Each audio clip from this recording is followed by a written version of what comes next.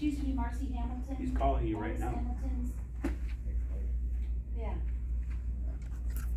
You're heading to the right door. You just have to get out. Before County I, I thought that was you. or the bridge, you know? Where? Did you go to the front parking lot by the sheriff's office? Yeah. Oh, okay. Offices. Well, go ahead and park there, and then you can just come through and it's not locked back there. Okay. You don't have room. Black. Hey, James. How you doing? Pretty good. Hey, James. I gotta get that light from you. Yeah. It's in my garage. Because the boys are gonna be home this weekend. Oh, they are. Maybe Sunday afternoon, we can put that on there. Now, this isn't at my place. You got one floating around? That's at my secret location. No, you don't check that. It's in River Falls, at my Oh. buddy's. Oh. And no, he won't let me hunt it. So how's it going at camp?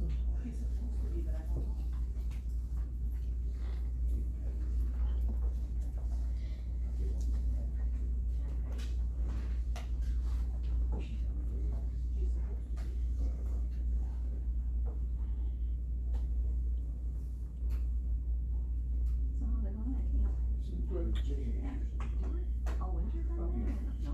I have a few projects I've been working on, but it's not full time. But It's their job to get out and only 3/4 time. Oh, okay. Fall, so. I'm okay with it. Spouse. As long as you are. No, That's good. We're talking about the vacation in January, going to fall. Getting away.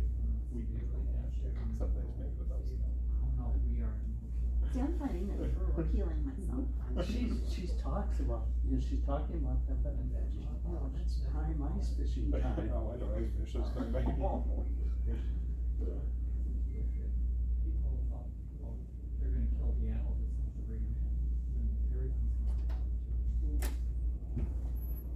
try to do something in June or July. That's possible. Hello. Same dogs. Same dog. Same. You know Brian? It's their son Brian. It's James called. He's a caretaker. Hello. Hello, I'm Charlene. Hey, Shamari, Brian. Nice to meet you. She's as excited as we are.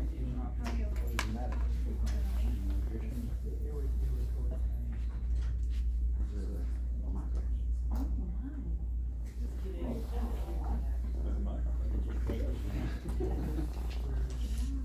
They have a lot of time at the prison to work on stuff. They do it cheap.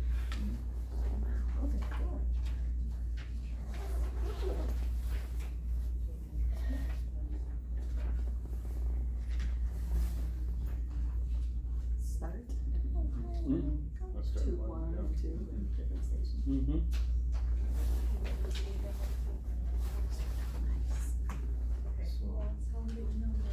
Christians are building a obstacle course at Beaver Creek for their little one that passed away. I don't know who. They want to donate like these huge boulders to be part of the.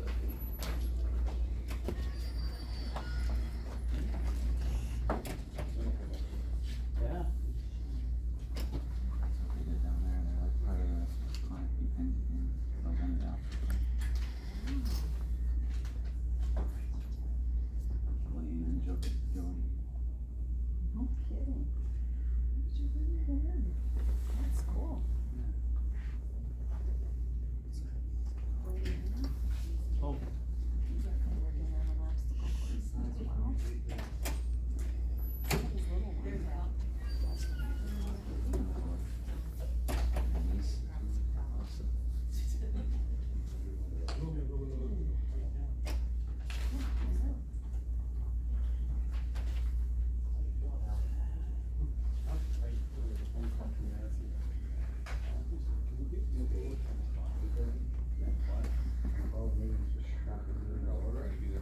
She didn't tell me to pull it. Oh, She just told me we were 10 plus. Are you gone? Yeah. That's the plan. For the backpack. Yeah.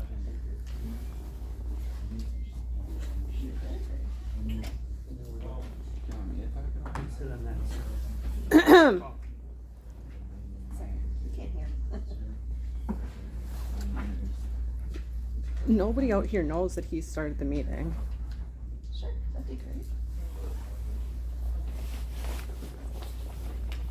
I'm gonna use the foundation and then we'll talk about it. I'm aware of that.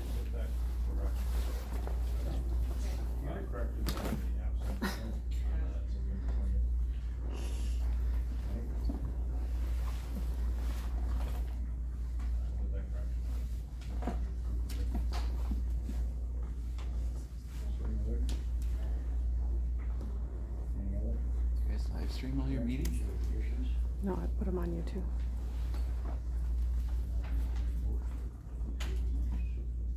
Wait, talk so we can hear.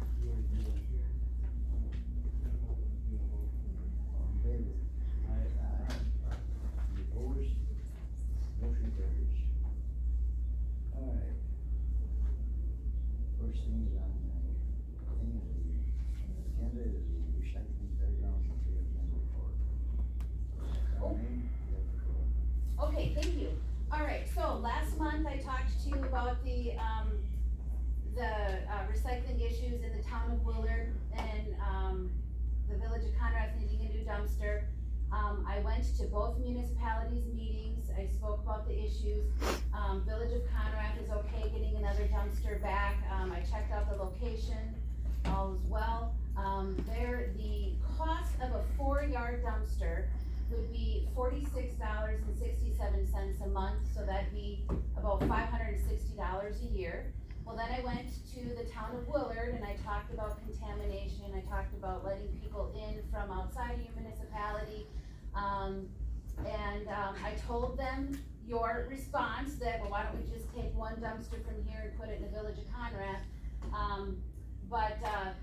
The town of Willard is a much bigger municipality than the village of Conrath. Village of Conrath does their own curbside, they only need a 4-yard. So other municipalities do visit the town of Willard. So, I told them that I was gonna ask you if I could just get the other dumpster, and then I could evaluate it, I guess, in the spring, but for them to keep an eye on, the usage, because if they're not full, then I can go down to maybe a 6-yard or a 4-yard, but the cost of going from an 8-yard to a 6-yard is only $12.50 a month, so, both the village of Conrath and the town of Willard have been gracious with our budget constraints. They do not request reimbursement for their site attendant. That savings alone is $620 a year, so I would like to, get a 4-yard dumpster for the village of Conrath, make no changes to town of Willard, but I will evaluate the usage, with your approval. I'd like to approve that request. Do you have any? I'll make a motion to get done. I have a motion by Jerry, second by Al. To approve that additional 4-yard Conrad. Any other discussion on it? Not all those in favor, signify by aye. Aye. If opposed, motion carries. Is that, got materials then? That's it for, recycling. Pardon? That's it for recycling. What about trails then? Okay, so, James and I, Thank you. Thank you very much. Thank you.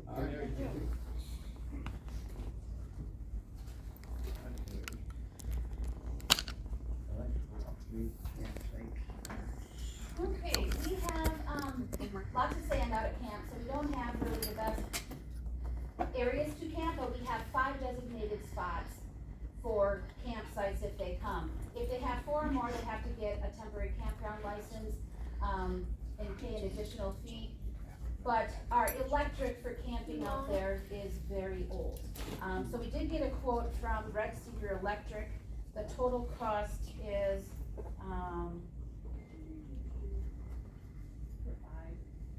the total cost is, sorry, I should have had that.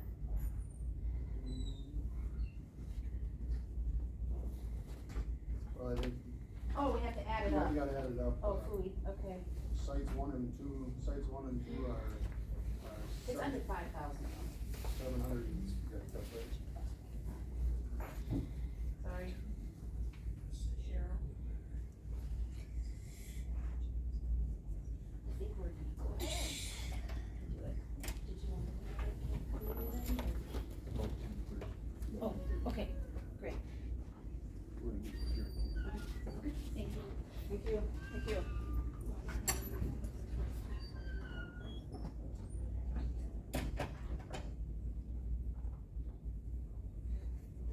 My first question, you got the money budgeted? I ran some numbers and, and the good thing about it is we are going to be over in revenue from users, almost $3,000. Well, no, 2,203. Right now, as of yesterday, we're guesstimating about a transfer to maintenance for lawn mowing, things like that. If I punched in last year's numbers of 7,500, that only leaves us at a levy of 3,000 with the projected revenue. And our budgeted, levy is 9,670, so yes. But you gotta look at what you have budgeted for expense. Okay, so we only have $663.99 left in the repair maintenance line, but, overall, You'd be over, cause when we have to look at budget amendments, we look at what's budgeted for expense and then what's spent for expense. okay, so budgeted is 12,000, as of yesterday, it was $11,336.01, obviously there's going to be more, we have a whole nother quarter to go. But so far, we're under utilities and other things, so, You're saying the total budget, the total trials and budget would come under if we did this, but we'd have to do a budget amendment as far as when we run out of line. Well, it'd be the expenses would be over budget, which is what triggers the budget amendment. so yes. But the overall budget was fine. What was the amount? Be about $4,200.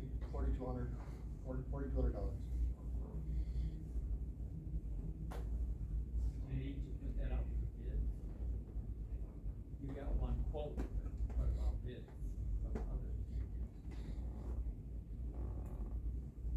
I'd have to check the financial procedures manual, but I don't think for that dollar amount they need to. You have to get multiple quotes of the, So 3 quotes or something. We were looking at trying to probably get it done this fall yet, before it grows up. Cause this contractor is the one going out to do the electric for the pavilion. So he's already there. but we still, I mean, about manual.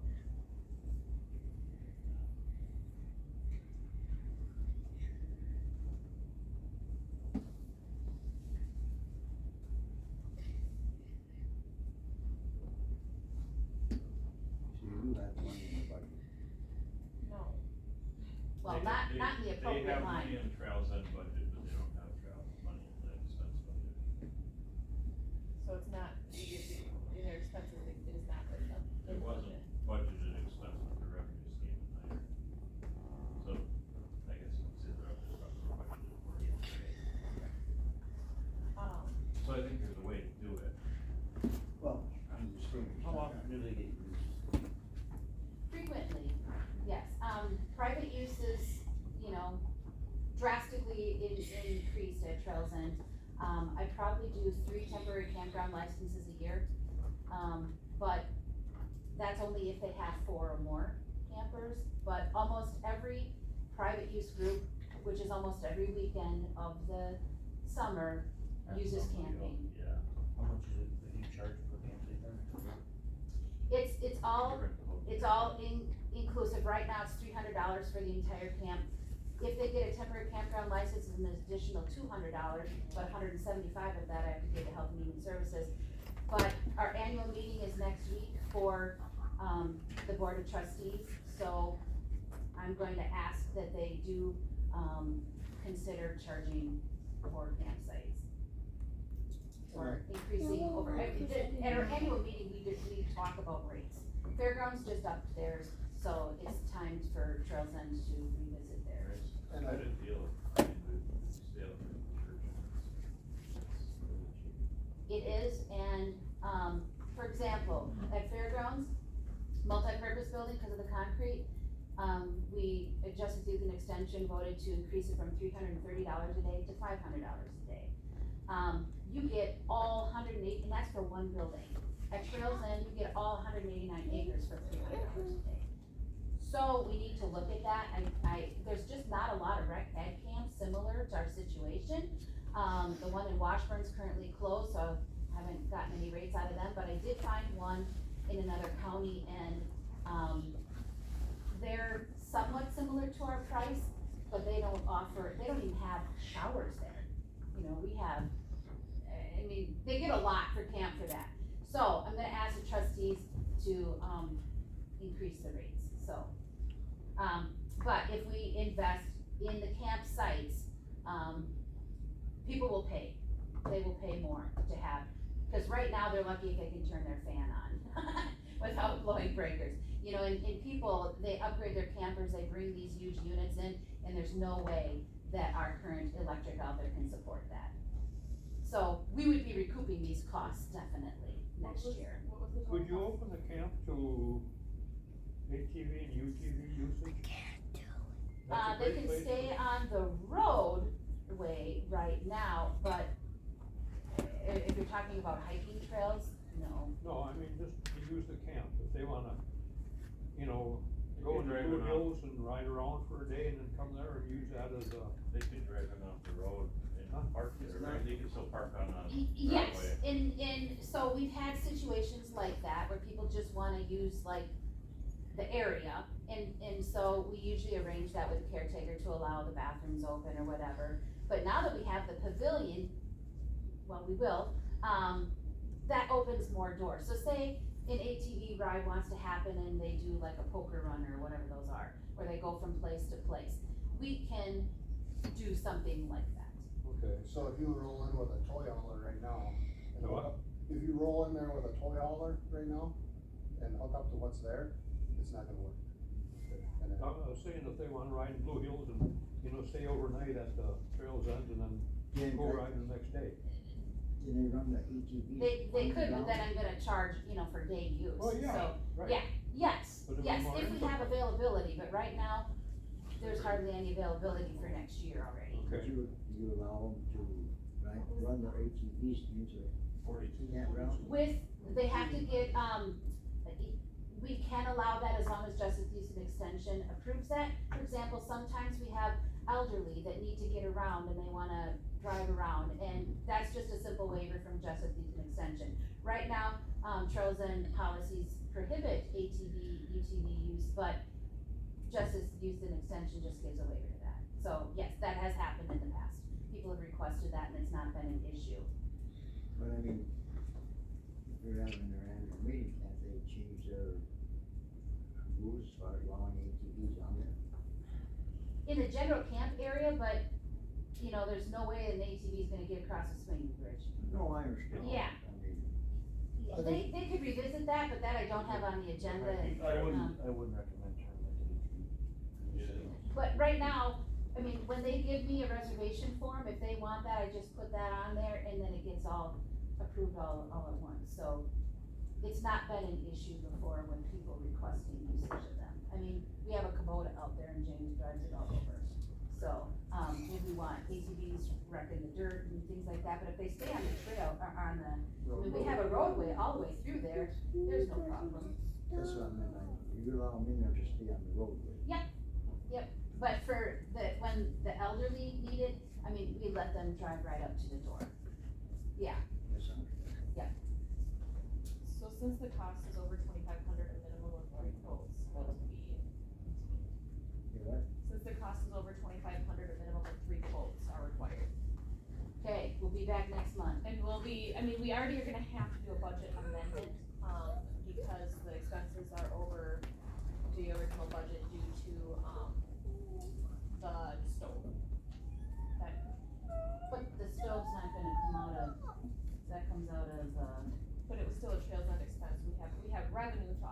oh, I see what you're saying, yes, So we have we transferred Gotcha. $6,500 in from contingency.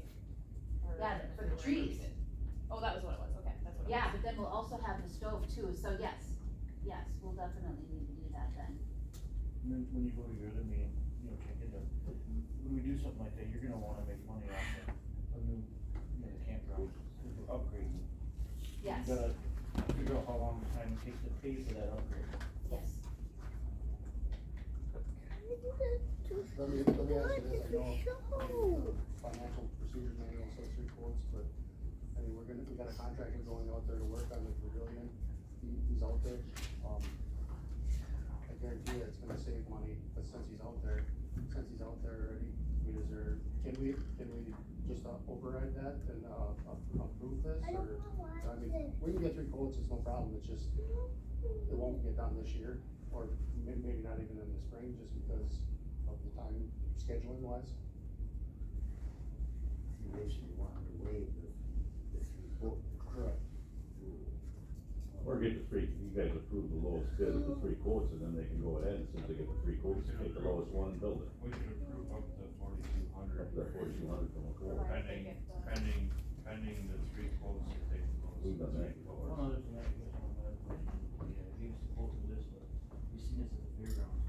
He gave us a quote, now we upgrade this. We're gonna have to upgrade later down the road something else. Well, see, he gave, Tied into that. he gave this, All of a sudden, we're doing an upgrade and then, well, that wasn't good enough, now we gotta upgrade this, we're gonna upgrade that. but see, the thing is, though, he gave this quote a while back. And Yes, so we had to call him and see if he'd honor it again, and so now, in whatever, we're prolonging this, keep on prolonging this, maybe he's not gonna honor this, quote, after you guys decide what you're gonna do. you can and he was, for each of the 5 sites where we currently allow RVs, he gave a dollar amount for each one. And one does require trenching, so that's where your cost savings would be if you did it all at once, but. So now we just threw out this guy's number, so we go to anybody else, they know exactly what his number is now. So all they gotta do is just lowball his number. So we can get it cheaper. I mean, this doesn't require sealed bids, it just requires multiple quotes. Well, and the other thing is. Well, yeah, but you gotta be fair to them. The argument here was that, we don't get it any cheaper, but it's the cheapest we get it, so. I would think since he's already there, and So if we can get it cheaper, then it's not the best bid. And you could say, hey, we're getting 3 bids, is this your lowest bid now? Because maybe he'll change it, and that's what you should do, and say, hey, we're going out for 3 bids now, because that's our procedure, just so you know, so I'm gonna have 2 other quotes on this. And then he can give another bid, I don't think there'd be anything. my big thing is scheduling. I mean, we got him scheduled for hopefully this year yet, if not, it'd be in the spring, but I mean, if you get another contractor, say, whatever, down the road here, are we gonna get this done in a timely manner? From what I've seen here, that doesn't happen. I think that's the most suitable we can give you is to approve it up to that amount.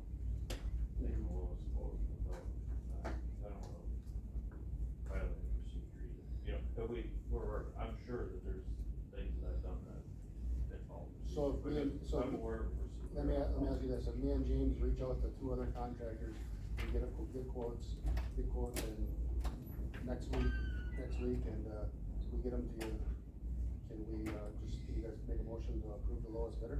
That's what he's saying. That's what I'm Okay, saying. okay, Well, we better up Yeah. 240. I would say 40,200. So that was. so me and James will work on getting 2 more quotes then.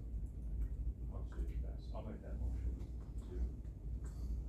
approve up to 4,200, but there has to be 2 other, at least 3 quotes. Did I do the math right on that? Up to I'm doing it right now. What's that? Up to 4,200, or the lowest bidder. Yeah, up to 4,200, but, I think the lowest bidder is 3 quotes. Anything else you wanna add to that? I'm just checking here, the math here, 767, Tony, she's just checking site my 1 math and quick 2, here. per side, okay, so She's that's. just checking the math here quick. Okay. At $4,200, you charge us an extra $50 a day, take you 84 days to pay for it. Keep that in mind when you go to. Yes, 4,200 would be good, yes. Second, motion by Joe. What did you say, Phil? Second by At Jerry. $50, if you charge $350 instead of $300, the extra $50 to take 84 days to pay for that. Oh, 84 yes, days of renting. yes. That's all right. I was thinking of having a fee, like the whole day camp fee, and then an additional charge for those that use camping. What else? Cause you know, if you don't use the campsites, then, $30 a site. yeah, I mean, we could just go with county rates. Right, Cause that's what we do at the fairgrounds because too, we don't, we charge collect whatever, water and sewer now. right, It is. Goes in that, yeah. right, but this is just straight electric at camp. Yeah, the two sites on either side of the bathrooms can probably do water, but otherwise the others, no, it's just straight electric. Thank you. Yours motion. Anybody else, anything else you wanna add to it? Not? All those in favor signify by aye. Aye. Any opposed? Motion carried. Now we get to the bridge. Okay, James Call is our new caretaker, I don't believe you've met him yet. He's gonna talk about the swinging bridge. So I called around on the bridge. I talked to 4 or 5 different contractors now. 2 of them only deal strictly in metal, so they said they're out unless we replace it.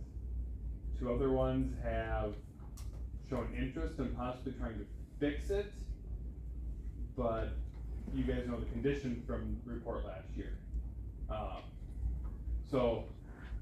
And they haven't gotten back to me with a number, I guess I'm fixing it, cause they haven't really came out to camp, those 2 that deal with wooden bridges. So I guess my question is, do you guys, how do you want to proceed with this? Cause if we can't get across that bridge, we can't use the trails.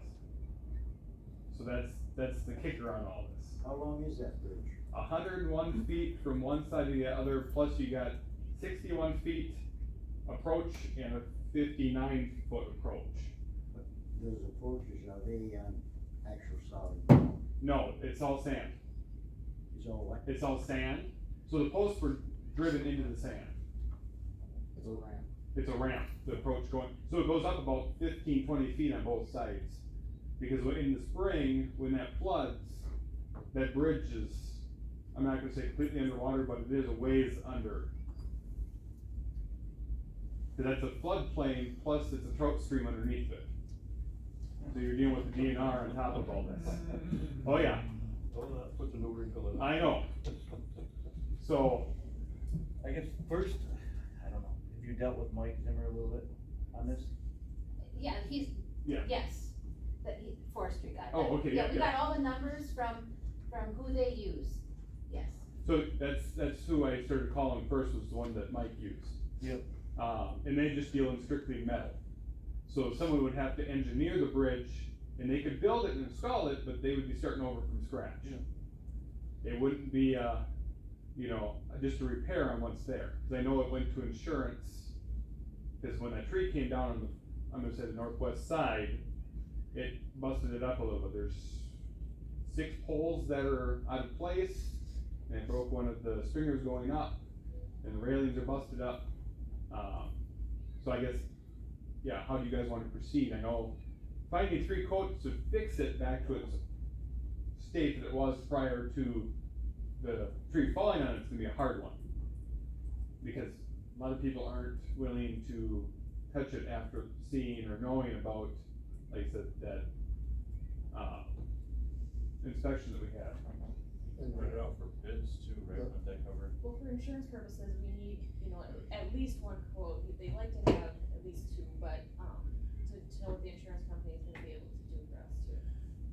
So the kicker is, you can get somebody to fix that bridge, but you gotta get somebody back there. So you gotta get across the first bridge first. That's the other thing. And if you're gonna fix that back bridge, You have to fix the front you bridge. have to fix the front bridge first to get equipment back there. So I'm gonna use 2 of the, so I had CWI and EVs. They were both forestry ones that they recommended. They both came out. EVs was actually gonna call his engineer to ask questions, and then I haven't heard back from him because he's probably waiting for the engineer to get back to him. CWI doesn't have an engineer that they necessarily use, the way it sounded, so they said that we would have to find an engineer to engineer the bridges, and then he could build them, but he wouldn't, take care of that side of it, so EVs is working with an engineer, as far as I understand, he hasn't gotten back to me, but he did say he was gonna contact his engineer that he uses for some of this, just to ask questions to see, it's just a pedestrian bridge, it doesn't have to hold, ATVs, UTVs, cause you get back there on the trail a little ways, they're not gonna get up the hill or anything Yeah. that. So you have stairs going up to Yeah, the- there's stairs going up that, what was that, Environmental Challenge put in. WRA, yeah. WRA put in several years ago. So once you get to that point, you're not gonna get a UTV up there anyway. It's strictly a walking bridge. It's strictly a walking bridge. But the majority of Trails End property Is is behind it. across that bridge. Well, I understand that, but, so you're looking like a 100-foot span, Yeah, then the approaches the sides have to be redone? yeah. Well, the one approach on the northwest side is what got hit by the tree. Was that a suspension or rope bridge? It's a suspension bridge, so it's a swinging bridge currently. So what you're saying is that if you do the center part, I'm using the center part as a 100-foot span. Yeah.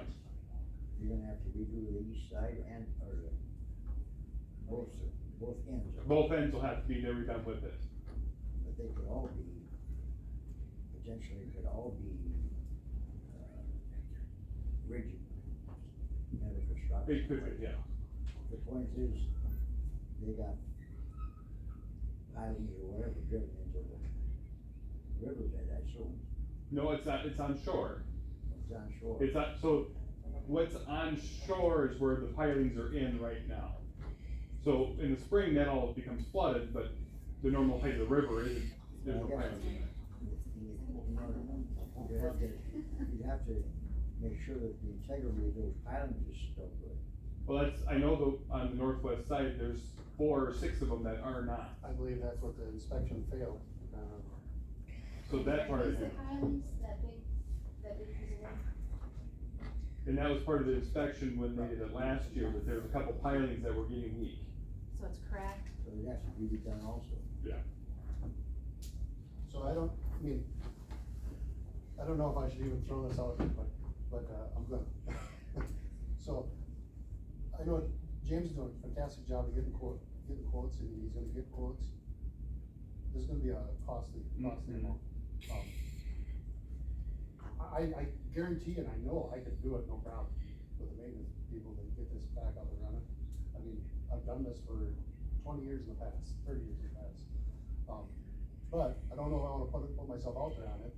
I mean, if the county could take care of the permits and take care of all that stuff, I mean, we can do it. I mean, just like everything I tell you guys, we can do it. It's just, we're gonna be wrapped up on a project where we're not gonna get other crap done. But I guarantee you, we could do it for a lot cheaper. Well, I think though, for the purpose of insurance, we probably wanna figure out what's the worst case, if the steel bridge is gonna cost more than repairing. We probably wanna look at the worst case for getting our original quotes, because if we have to go down that route, that's where we wanna get covered. So I would say for initially, whatever quotes you think are gonna come in most expensive, get at least Yeah. 2 for insurance. Yeah, I mean, insurance needs a minimum of 1, but they like to have multiple. Yeah. So go for 2. So Those quotes aren't necessarily gonna be used when making the decision, cause we gotta go through another Yeah. process. We'll be like, alright, let's get 3 quotes to, So are we talking replacement Yes, or repair? I would well, do what, both. Well, that's the problem, I can't find anyone that'll do repair option. Okay, then. I guess I need to get that in writing, they will not they've kinda left me hanging in the wind in the email right now. Right, cause the email that I have from Mitch, which I forwarded to you. Yep. Was that, what is the extent of the damage or what all needs to be replaced, repaired? You had a contractor or engineer look at it yet, please forward an estimate for repair when you get it, so. I mean, we could have Morgan and Paulney go back out there and give us an estimate of repair according to what he could think. But that's, like, I said, that's up to you guys how you wanna handle that, But cause if that's you can't gonna, find anybody to do it, that's kinda useless Yeah. too. But if you do that, you have to get the first bridge yes, too. yeah, Otherwise, it's it's, useless. yeah, it's useless if you can't get the first bridge at the And same time. maybe, I mean, I think, In the quote though, you could have that, That's part, separate. that's part of the construction cost, right? Yep. Because we gotta build up this to get to this. Yeah. What's, I think so. what, you know, has anybody tried to get a hold of WRA? Well, that would be probably above what they could do. and I think that'd be jumping the gun a little bit, I think first we gotta deal with the insurance side of things to see what they can do, so I think even coming here today is kind of, you know, I think, and maybe it makes sense for you to just call Mitch from the insurance company and explain the situation to him Okay. and ask him for guidance on like, hey, you know, what is it that you really, what I should really get here? Yeah. Because It's, you know, it's like finding a needle in a haystack to find someone to actually do a true wooden bridge yet. So I believe Morgan and Parmley put a dollar amount on, They did, on that 200,000. last. 200,000 last Last year's, and that was just a that was a replacement. replacement. And I know CWI said, cause when he came out and he looked at it, he was thinking about 250, you know, plus your engineering costs, cause he said to get machinery back there, it's gonna be hard. This is for a steel bridge. That's for a steel bridge, not a swinging bridge. Yeah, what Morgan and Parmley said last year, a budget number for a new 8-foot wide by 100-foot long clear span wood deck steel pedestrian bridge is 200,000. That was last October. So what's gonna, I mean, the biggest thing is gonna be probably permits and all that, That's the because big one. that first bridge, you could rip that first bridge out, no problem. Put a 5-foot culvert in there, throw gravel in there, it'd be fine, for temporarily, just to get back there. And that, but then once you get done with the second bridge, you're gonna have to get all the equipment back out, and then you're gonna have to redo that. Because, First bridge. yeah, so I know CWI was talking that he may have to actually go into the swimming hole and take the excavator out to the main river and then bring it back around in order to get it back there. So he may have to go out and around to get it back to the back side of it, cause getting it through there is like threading a, I don't know, you know, putting a cow in a stall sometimes, you know, it's gonna be tight. So to get his machinery back there, to get it installed even, that's gonna be the big thing. Now, when it comes to Woodbridge, Morgan Parmley estimated 200,000, they're an engineering firm, right? Yes. Do they have, people they deal with that would maybe be able to give a quote on a wooden bridge? When You you know, like look if we gave them a shout and said, hey, okay, last year you said this, is there anybody, contractors you know that do wooden bridges? Yeah. They're in, It's, But I mean, they put an estimate on a reason, Well, it it's said something to be done. That- wood deck that's steel steel. pedestrian. so they're talking the steel walking bridge, not a wooden bridge, Oh, okay, okay. you know, and another but, thing, you should just look at it, we have, I can almost guarantee that DNR ain't gonna let you put a new bridge in where that one is. that's, yeah, They're not gonna let you tear that out. Now you get above your 5-foot high water mark, nothing can be below that, they won't let you earth in, do nothing. They will not let you walk an excavator through a truck stream. yeah, I know. That's where all your price is gonna be, cause Yeah. a contractor's not gonna give you a quote because it's unknown. That's where I'm running into a lot of things, is there's a lot of unknowns that they're having trouble If you finding. tear that bridge out, DNR probably will not let you put I it know. out where it is. That's, I can almost guarantee it. They just don't. If you're So in the at what point floodplain, do we hey, if involve you're in the DNR? floodplain, everybody deals with the floodplain. so, I mean, we might be able to find someone that might be able to, like, I did contact, Radke, they're over by Appleton Green Bay area. They do wooden bridges, but I sent them the stuff, they were gonna actually come on Wednesday, but they decided that instead of making a 3-hour trek, they'd much rather see the report from last year and pictures of what's currently there. But they haven't gotten back to me, I just got that to them on Wednesday, so I mean, it's only been 2 days, so they might be trying to figure out in their head, you know, is this feasible to try to refurbish, you know? So that might be an option, I know you mentioned another one, forget the name now. Zenatech. Zenatech. But I did call one in Chippewa, that was one of the ones that were kinda hee-hawing, you know, one way or the other, so. The They do, one on the cutout there. yeah, In other words, it looks like this, whatever happens, is not gonna happen this year anymore, it's gonna be well, sometime next year.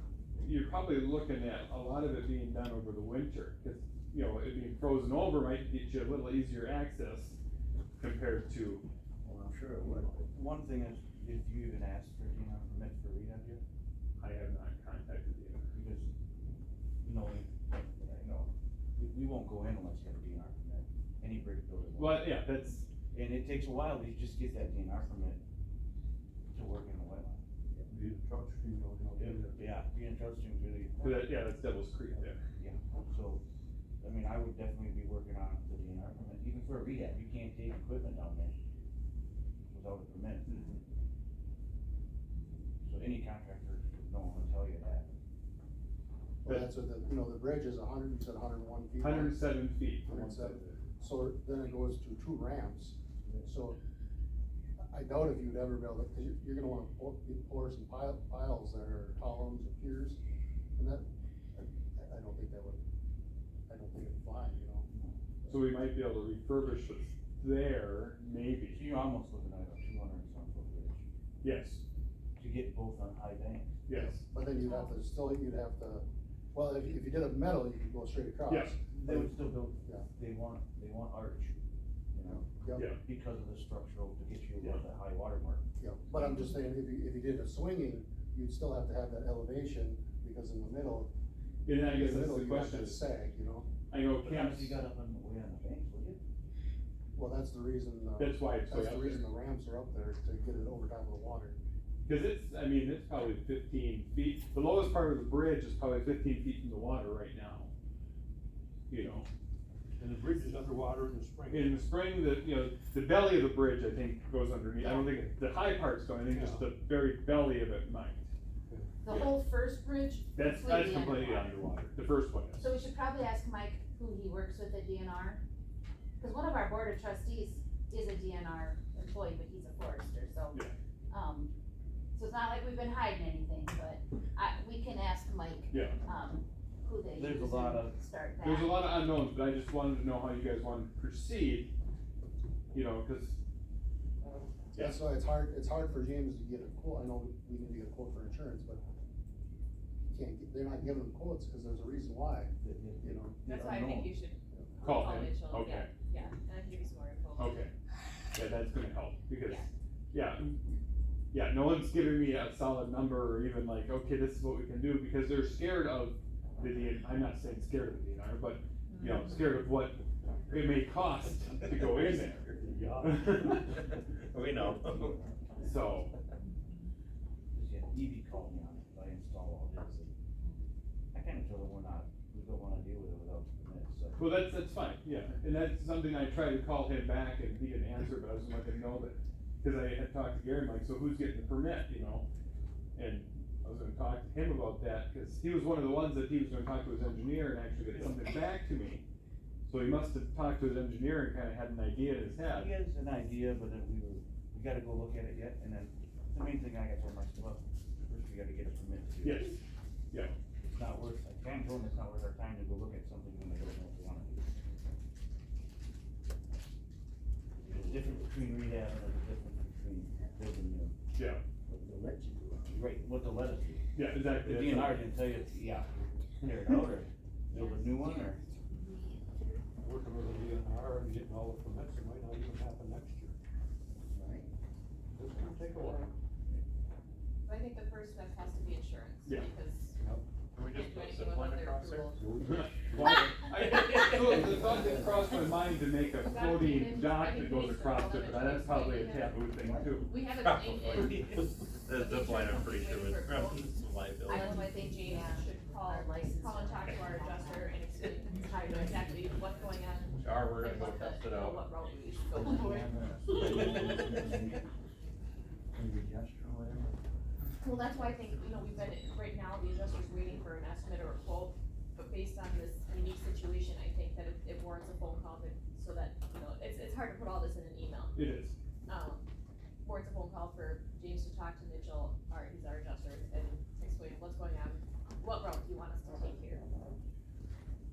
Well, So, or I'll share some more other Yeah. out, yeah. obviously nothing's gonna happen today, obviously.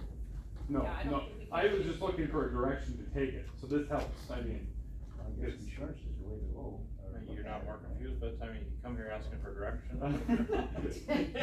Well, I was confused before, so I mean, it clarified a few things, please, cause like I said, it's hard to get someone to give a quote without knowing anything about, you know, cause I'm flat out honest with them about where it's at and what's underneath of it, cause I don't want any surprises to anyone. Oh, yeah, when you get a quote, you Yeah. don't want them to come back and say, I didn't know about that, Exactly, so yeah. here's a extra $100,000. So, alright, then I'll reach out to him then. You guys, I'll chat with you.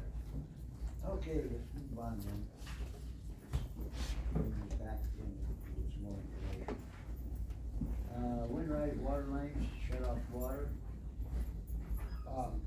So the guys are working out at the pavilion right now, I believe, we're gonna shut off water on the 23rd. Winterize everything on Monday, yeah, Monday the 23rd. Yeah, just let me know.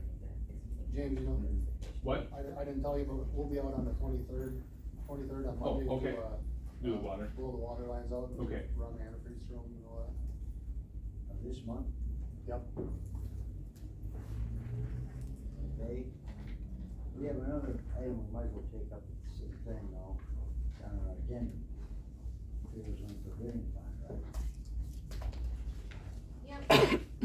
So, last November, you've seen a PowerPoint, CC presented some, options, a couple different quotes. But the one you actually chose, we didn't have in writing, we got it the very next day. But this is what you based your $55,000 off of. But when reading the minutes, we never selected the contractors. So we have a little cleanup to do, but the proposal that we had gotten was, a handwritten proposal, from Westland Woodworks or whatever.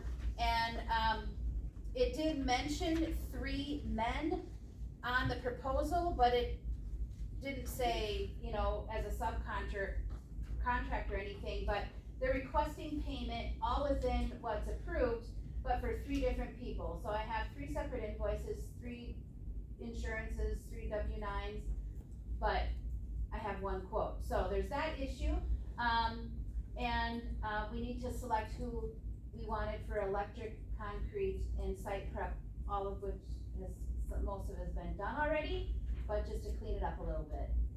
Quote is still the same price? Yes, everything's still the same price, we're gonna fall within that 55,000 that was approved, but we never said who we were going to approve. Like it never, CC kind of prepared everything, so that's. Yes, So basically, what we're just doing is, approving the invoices. From, Awarding the from the contract. original. Awarding the contract. yes, Where is so, the contract? say again, what? The contract, do you have a copy of the contract? I do in my mess here, You have it here? Right here. here it is. So what I'm requesting is approval, for the following contractors for the pavilion: Jed Westland, Caleb Westland, and Brandon Coco. Concrete, J&J Concrete, site prep, Rusk Thompson Excavating, and electrical, Red Cedar Electric. Do you wanna take this here, Phil, too? That's what, Is this guy for you? Yeah, that's perfect. what I Yeah. Thank you. yes. Man, And I have the other quotes with me, if you need those too. You see how quick that went on? That's longer to take a picture of it. Then in a month, I'll be like, I don't get 10,000 pictures. It's like taking pictures of package labels at work. So you want.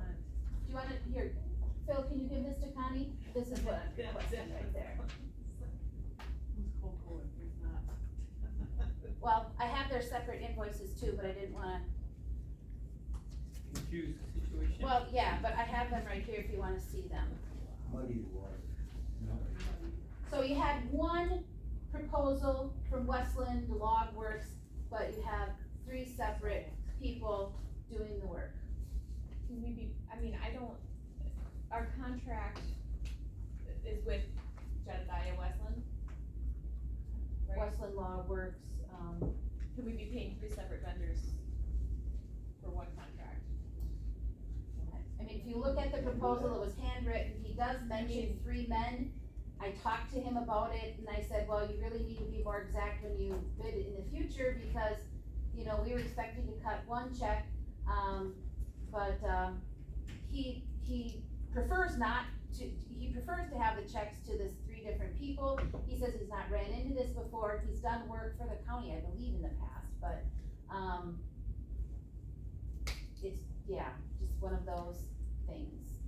He can't take the money that he's given and check. Well, but he's gonna get the 1099 then, Right. and he's gonna get all taxed, and if you look at what they're charging hourly, we're getting a great deal.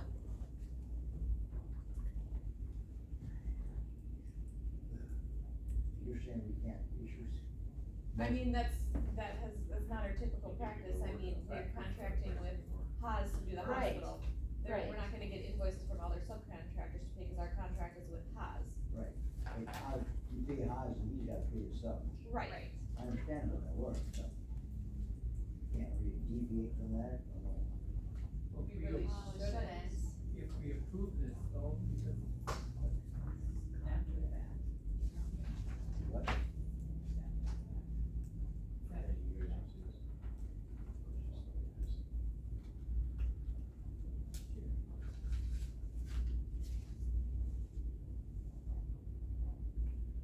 So even if somebody gets a 1099, let's say, and they paid out other people, they get to deduct that from their expenses.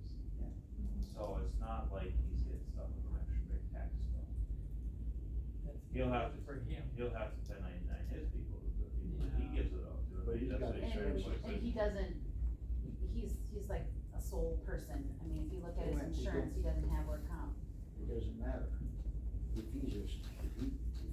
he's the contractor, you pay him for the whole amount. Whatever he pays his subs, is deductible to him. Yeah, so if he's, So he can write that off when he files his taxes. Where, you write off where he pays the subs. yeah, exactly. So his More net, work for him. his net on the contract is gonna be his cut, period. Yeah. Where you already, Yeah, that's all he's gonna have to pay taxes. so he has to pay taxes. I feel like that's trying to be avoided. Huh? I feel like Well, that's trying to it be is, avoided, and and that's I'm not. thrown in here at the tail end, Right, but that's trying to not- clean it up, and, the project's almost done. 2 weeks, you know, he'll be done, but, She's just trying to clean it up, and, I mean, that was from before, from when they originally. I think it would look What good is now he- if we started Invoices for them all, insurance. sending out 3 different. yes, so these other 2 have already purchased insurance and all of that, so, I mean, I guess they just have to eat the cost of that, but, If there's no extra cost in the project, I would go along with what they're requesting and get it done with, so we can move on. That's my thought. I mean, we're not following our own procedures. I know, we might have to deviate once in a while, we've done it before. I would recommend not deviating if we don't have to. We're not in a situation where we have to. We have an agreement that we're gonna pay this contractor such and such. It's up to the subs to make sure they get paid by the contract. Did we hire the subs? I don't know. We didn't go out and get quotes from the subs, he got the subs. So, You're gonna want to get wages from them. you start deviating from procedures, you might not You have. deviated a lot of stuff here.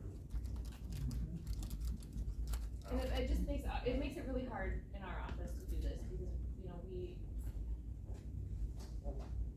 we are expected to enforce these procedures, but. And when we're constantly deviating, can we just throw the whole book out the window then, and think our job's a lot easier? Yeah, I get it, asking for deviation, but, we do have a separate invoice, insurance, and a W-9 that's all TIN matched. I know it's not the most ideal situation, this is definitely a learning thing if we get quotes in the future, especially handwritten ones, but,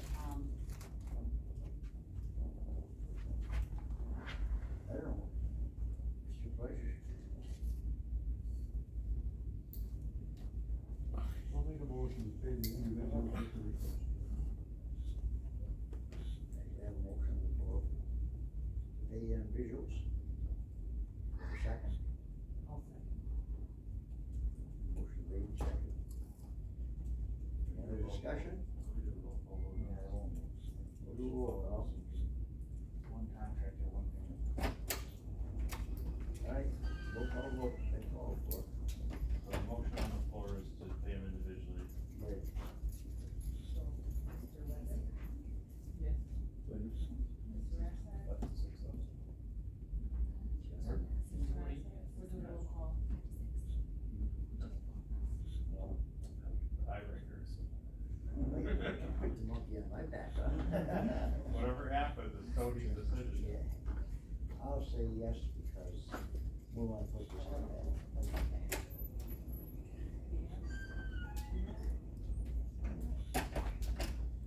Now, discussion's over.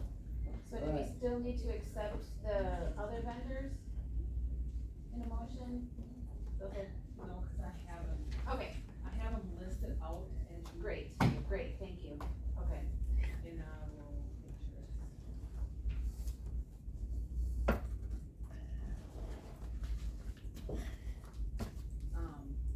Do you need all those, Char? Can I just borrow for a little bit? Oh, yeah, And I'll you give can, 'em yeah, back?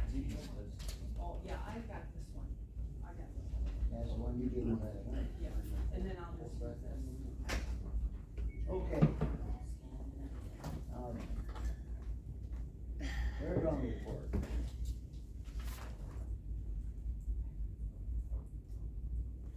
Are you finished? well, I have more, but it's under fairgrounds, but the first one's here. Grandstand repair update, obviously, the, waterproofing concrete's done. The seating guy is gonna contact me and come out here and, he's gonna do some measuring and get things ordered, and, that's in progress. Is that the same fellow that's doing relations? Correct. But same company. Same company? Yep. Yeah. Are they look here currently, or are they done, or what? I assume they're done, cause they have football games today. We did get their old bleachers in there, They're over at Gates Building. but I mean, they gave them to us for trouble. Huh? Why? Cause once we put them up, they're so big, we're having to keep them up. They're a permanent structure They're pretty a much. permanent structure, and I think it's gonna cost us like $13,000 or more to put the wood back on, right? I would say it'd be all that just for the wood. Yeah. And then to put them on. Then to put it on. What, they can't be made foldable? No, they're that big. How many flights up? 24, I would say, No, all of that, but they're in sections. You got, they're all pieced together. At Gates, there's probably 40, 50 sections over there in the parking lot.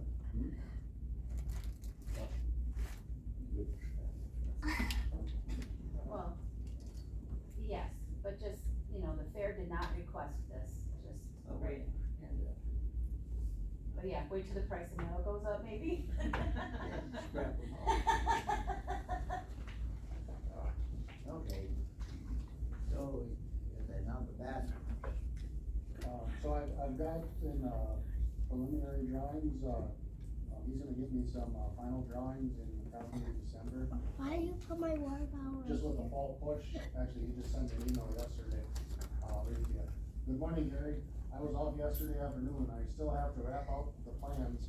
I have a bit of, a few projects recently and have had to beg just to get contractors to bid them. They are all scrambling to wrap up fall projects. A good time to bid this project will be either December or just after the holidays. Contractors have more time on their hands and are lining up work for the following year. Let me know if you need anything. Trevor.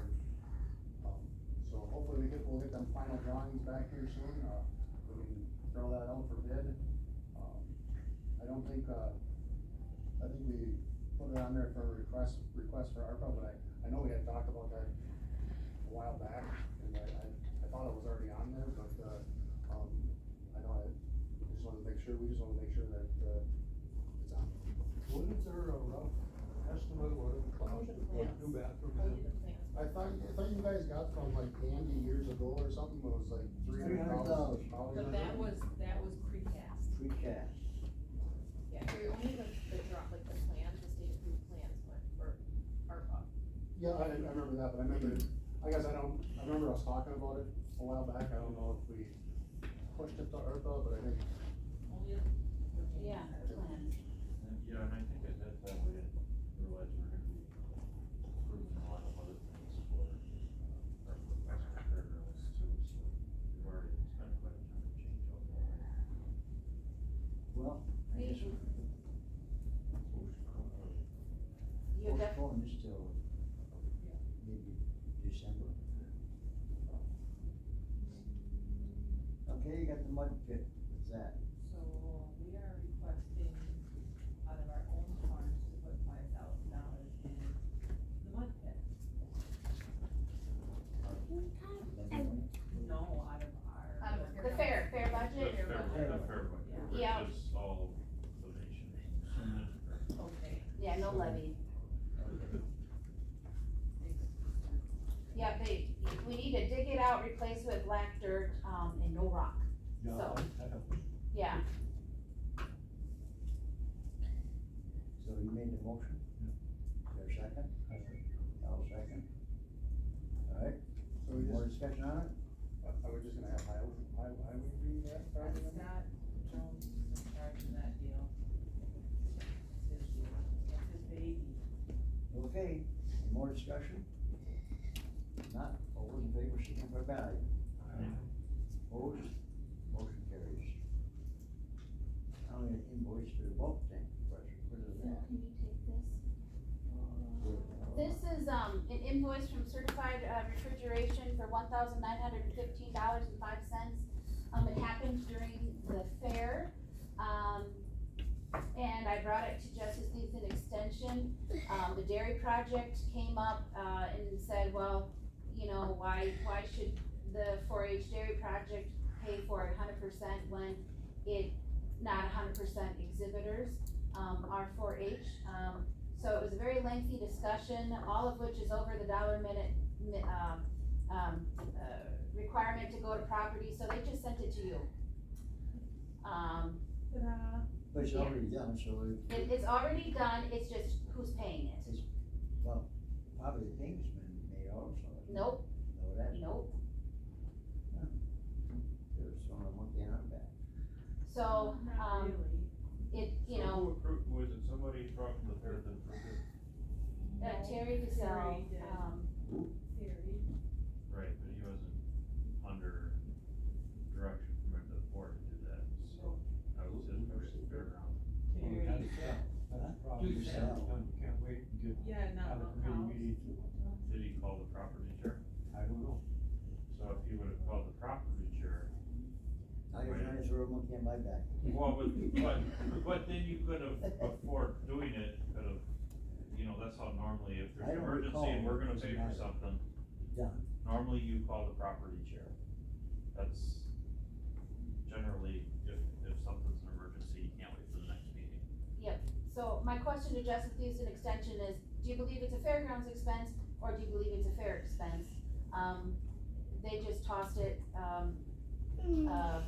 the chair of the fair is willing to accept this, to pay this, but we have to get it approved by you since it's over 1,600. And, we'll try to work, I guess. Well- Terry usually calls you, so I don't know. I think it is part of the fair budget, or, the fair budget, not the fairgrounds budget. But if we're to leave, the compressor's yours. Huh? But if something happens, all the stuff that's out there that we buy, yours. Is there, Well, I is understand that that. considered part So- of, is that considered part of the fairgrounds? Middle zone, right? This is, the other one will not, be over 1,600. That's the magic number, right? 1,600? 1,500. Oh, 1,500? Okay. But we don't even have to go through the other So one this yet. one is the 1915. Yes, 1915-05, yes, we need approval to pay that, and it would be out of the fair budget at this point, I guess. So the compressor Well, that's- is something owned by The the compressor is, owned by the grounds? well, anything that's left at the fairgrounds becomes property of the county. Who brought the compressor out first? Little L, and we do not have a bill from them yet, so that bill's not even the compressor. But we're thinking that's gonna run about $600, the compressor itself.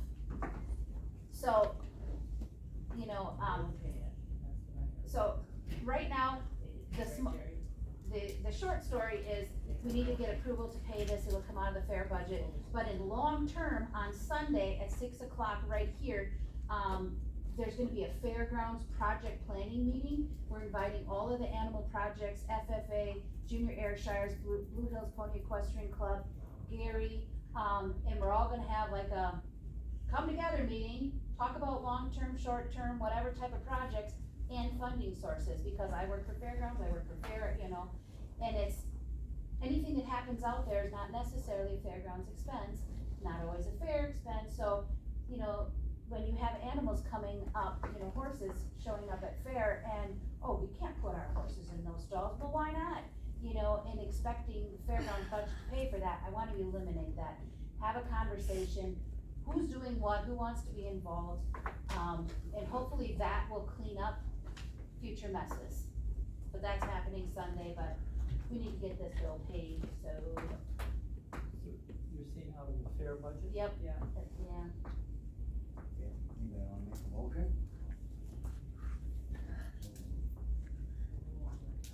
Is there a second? Could it be split between the fair and the county? Just, we can pay. You second it? I'll second it. There, we'll take care of that. I can stay here and talk about it all day. I don't. Yeah, how much is it? How much is it for? $1,915.05, certified refrigeration and mechanical.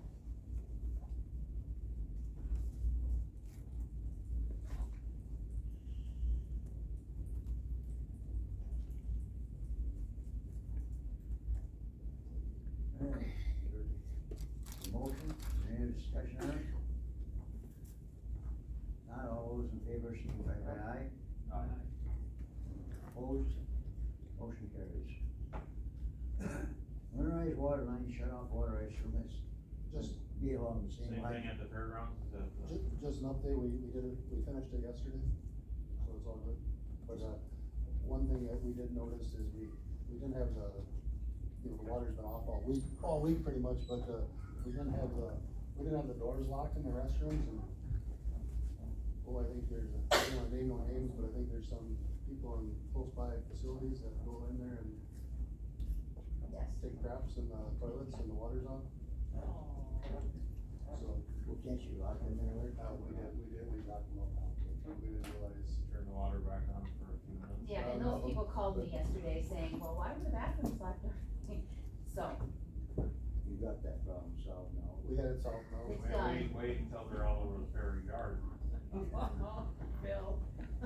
Suppose they're playing croquet. But just so you're aware, at the last justice season extension, we did review the rates, and all of the rates for the buildings out there were increased.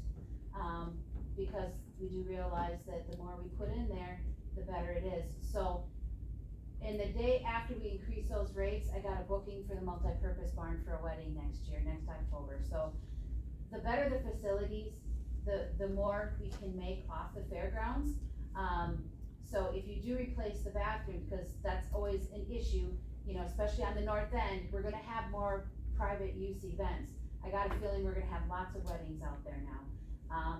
And we just need better facilities, so but we are gonna be making more revenue at the fairgrounds. Yeah.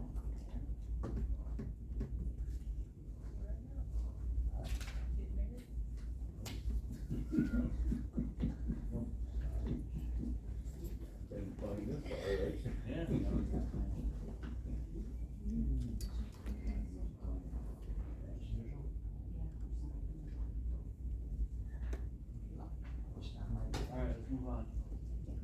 Okay. Disposable equipment. Oh, that's me. So there's an occasion where we have obsolete equipment and I've been storing it for years. I'd like your permission to dispose of that however we can do it the most economical. For instance, I have two of the old cots that were probably stretchers, non-power, they're manual lift. They're probably 20 years old. I saw two of them on Wisconsin Surplus here a couple weeks ago and the top bid was $5. So it ain't worth the commission you're gonna pay to piss with it. You just chop it up and throw it in the dumpster and be done with it. There are a few parts that I would probably take off, like the tires, because we do wear out a tire once in a while, and the tires are the same on our new one, so I would strip them a little bit. But the beds are all junk, you know, systems don't work right, they've been sitting around, they haven't been maintained since we got the power cost, which was in about 2014, so they haven't, so that, and then we have different regulations on emergency vehicles for tires than the norm. We can't run them if they're over 7 years old, we can't run them if they have any slits in the sidewalls, we can't run them with a patch if they have rubber inside and you pop them off the rim of the hook. So Justin on the highway does those inspections. We just had one here a few weeks ago, we went to a landing zone over, I think it was in Taylor County for the helicopter, and on the way out, they got slices all the way around the outside of the outside dual in the back from a rock sticking out. And it was on a road, so I don't know how that rock got down by the road, but the fire department, that's where they set up the landing zone, that's where we go. So, I had to have that tire changed out, we had 9,000 miles on it, but we can't run it with those slits in that are showing cords. Well, I have some people that would take those. If we leave them at highway, they charge me to get rid of them. So if I got somebody that wants them, I wouldn't charge them for them, it would just be a disposal without having to pay for disposal. Highway won't use them on their trailers because they're not trailer tires.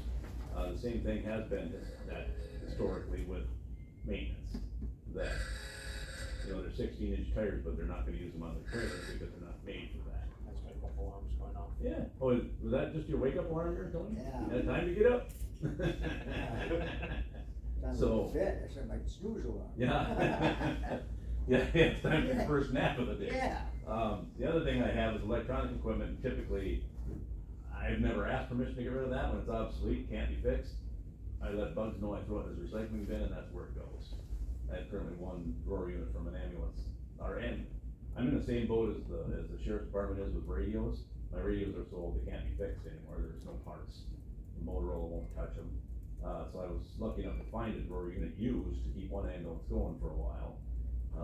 But eventually I'm in the, like I said, the same boat with him as I'm gonna need 5 new truck radios, new portable radios in the trucks, things like that. In that, I don't remember what they said, $10,000 a piece, $50,000 range for the 5 trucks probably. But for now, what I'm asking for is to dispose of that equipment. Years ago, like 2012, I came to the property, they said, just get rid of the junk however you can get rid of it. Yeah, but I just wanted to touch base again. It's been another 10 years, I should come and ask permission again. 10 more years. I don't wanna get in trouble for giving stuff away that belongs to the county, so, and if you want, I can let the chair know property what I'm getting rid of, I can give him a list, I can do it through my committee, however you want me to do it. So- The only concern I would have about giving stuff away is if you give something to somebody else is like, the county gives Joe tires, but he doesn't give me tires. Absolutely. So that would be my, as far as disposing, if you know something's junk and you decide it's better to dumpster it than to get the $2 on surplus. Mhm. I'm not as concerned about that. That's why I come and ask about the tires, because I have had people ask before, and like you say, Joe asked for them, and I give him 4, and then Sam says, well, you never gave me any, well, I'll give you the next 4, well, now I gotta start tracking all that. And I'm not sure that's, Is it worth the hassle of you keeping track of it, or would you be better off taking it down to, the program they have at the highway shop, where they take tires and, you know, all the electronics and that sort of stuff? oh, the clean sweep? Yes. Yeah, they still charge you for them, Yeah, so I that know. would be the same charge as what the highway charges me now. Okay. That's $10 a tire or whatever Okay. it is, you know, and, you know, it's. So that way there'd be no conflict with, Right, you know. and I agree with Phil, you know, but I had somebody ask me, well, geez, you know, I would take half a dozen of those tires.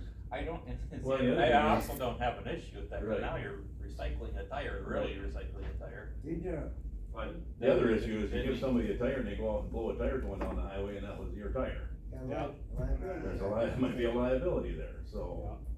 Now you gotta have them start signing the release, well, I don't have time for all that crap either, but. I just- Dispose them as best you can, I guess. Yeah. Whatever way you choose. It's probably best Would be in that mine. circumstance, to take to the highway and pay the $10 a Just tire. let 'em get rid of 'em.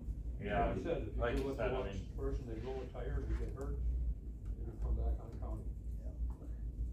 and they may or may not win that one, cause you might, you have a release, but Right. it's, Oh, yeah. that's another headache. Paper's only as good as somebody's signature, you know? Right, that's another headache. Yeah.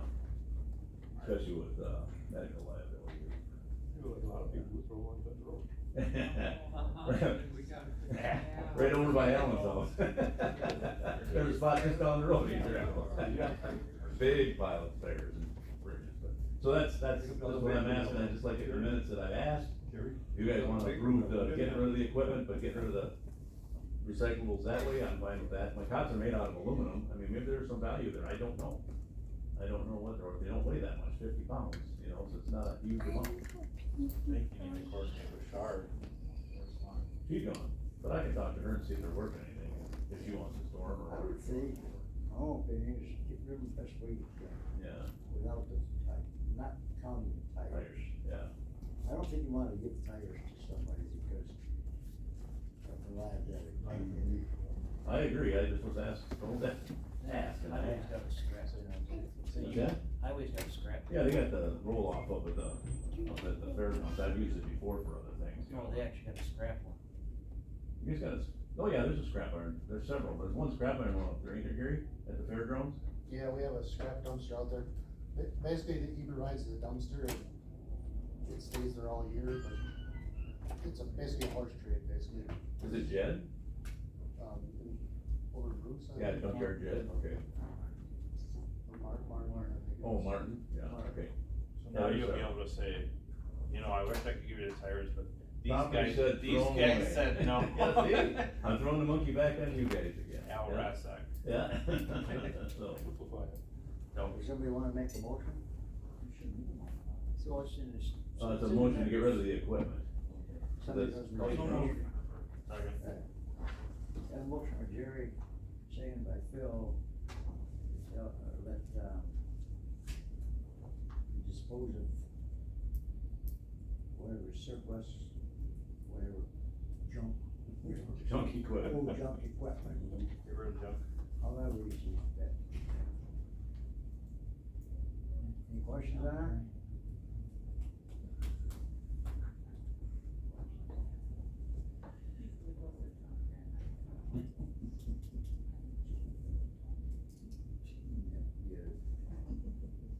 Okay, motion's made and seconded, anybody else got anything on it? None? All those in favor, signify by aye. Opposed, motion carries. It's not on your agenda, but just something I need you guys to think about, Ashley and I and Gary have all been working on it, is you're tearing down the old hospital, which is where I have an ambulance stored, and my response trailer. It's on there? Yeah. Really? I didn't know. You gotta put wait, that on there? 'Cause I didn't. Read it. Oh, sweet. But if it's already with the chair, I'd like to take care of that one right here while I'm here. Well. 4D. I don't, that's something, that whole county-owned buildings, property or something next, anyway, so you wanna take care of item D? Yes, sir. Alright, So, yeah, I have a ambulance, a response trailer, the medical examiner has their van. I have some COVID supplies stored in the upper part of that building. So if we tear it down, I need a home, and it can't be the gate building. I've had patients and EMTs get sick from the ambulance sitting in there and smelling like that fiberglass, so it can't go back there. That's just not healthy for anybody. I mean, physically throwing up sick, I had a couple EMTs in there one day, it was so strong. There's no ventilation, it just can't be there. So we need to find a home for that. It can't sit outside because of the fluids we have in there for patients. It needs to be heated, only to about 50 degrees, it doesn't have to be 100. So, well, you need room for more specific, keep the ambulance. for the ambulance, the trailer can sit outside as long as it's secure, As long as what? as long as it's secure, so somebody doesn't steal it. cause there's probably, with the generators that are in there, there's probably, to replace it, probably $10,000 worth of equipment in that trailer. The trailer the county got for free from Cook Implement. Oh, this is just. That's been a while. This is a second ambulance? The other one's at the fire hall? Correct, so it's the second one in Ladysmith. Okay. So, which, right now, probably 30% of the time we have a crew on that truck, on the second one. Okay. And when that one has a crew, or Bruce is in service, then Sheldon doesn't have to come up there when we have a call, so it saves the county money if we keep that in service. So just, yeah, The medical examiner's van's in there too. yeah, Well, it's not an issue till they once they decide to start tearing down. I believe their contract says they have sole use of that property, so unless you get them to give us a little rider on that. I had emailed Jason from Haas and I just told him we'd get it out soon and he said no problem. Okay, But, that's new, I like that, but I don't know what soon is, there's no heat in that building. So, I mean, in a month, we gotta figure something out, either gotta put a heater in there. Don't you guys storage units? Huh? Don't you guys storage units? They won't get that van there. I guess I got a couple ideas if you wanna hear them, maybe not. We haven't come up with nothing yet. We'll open, yeah.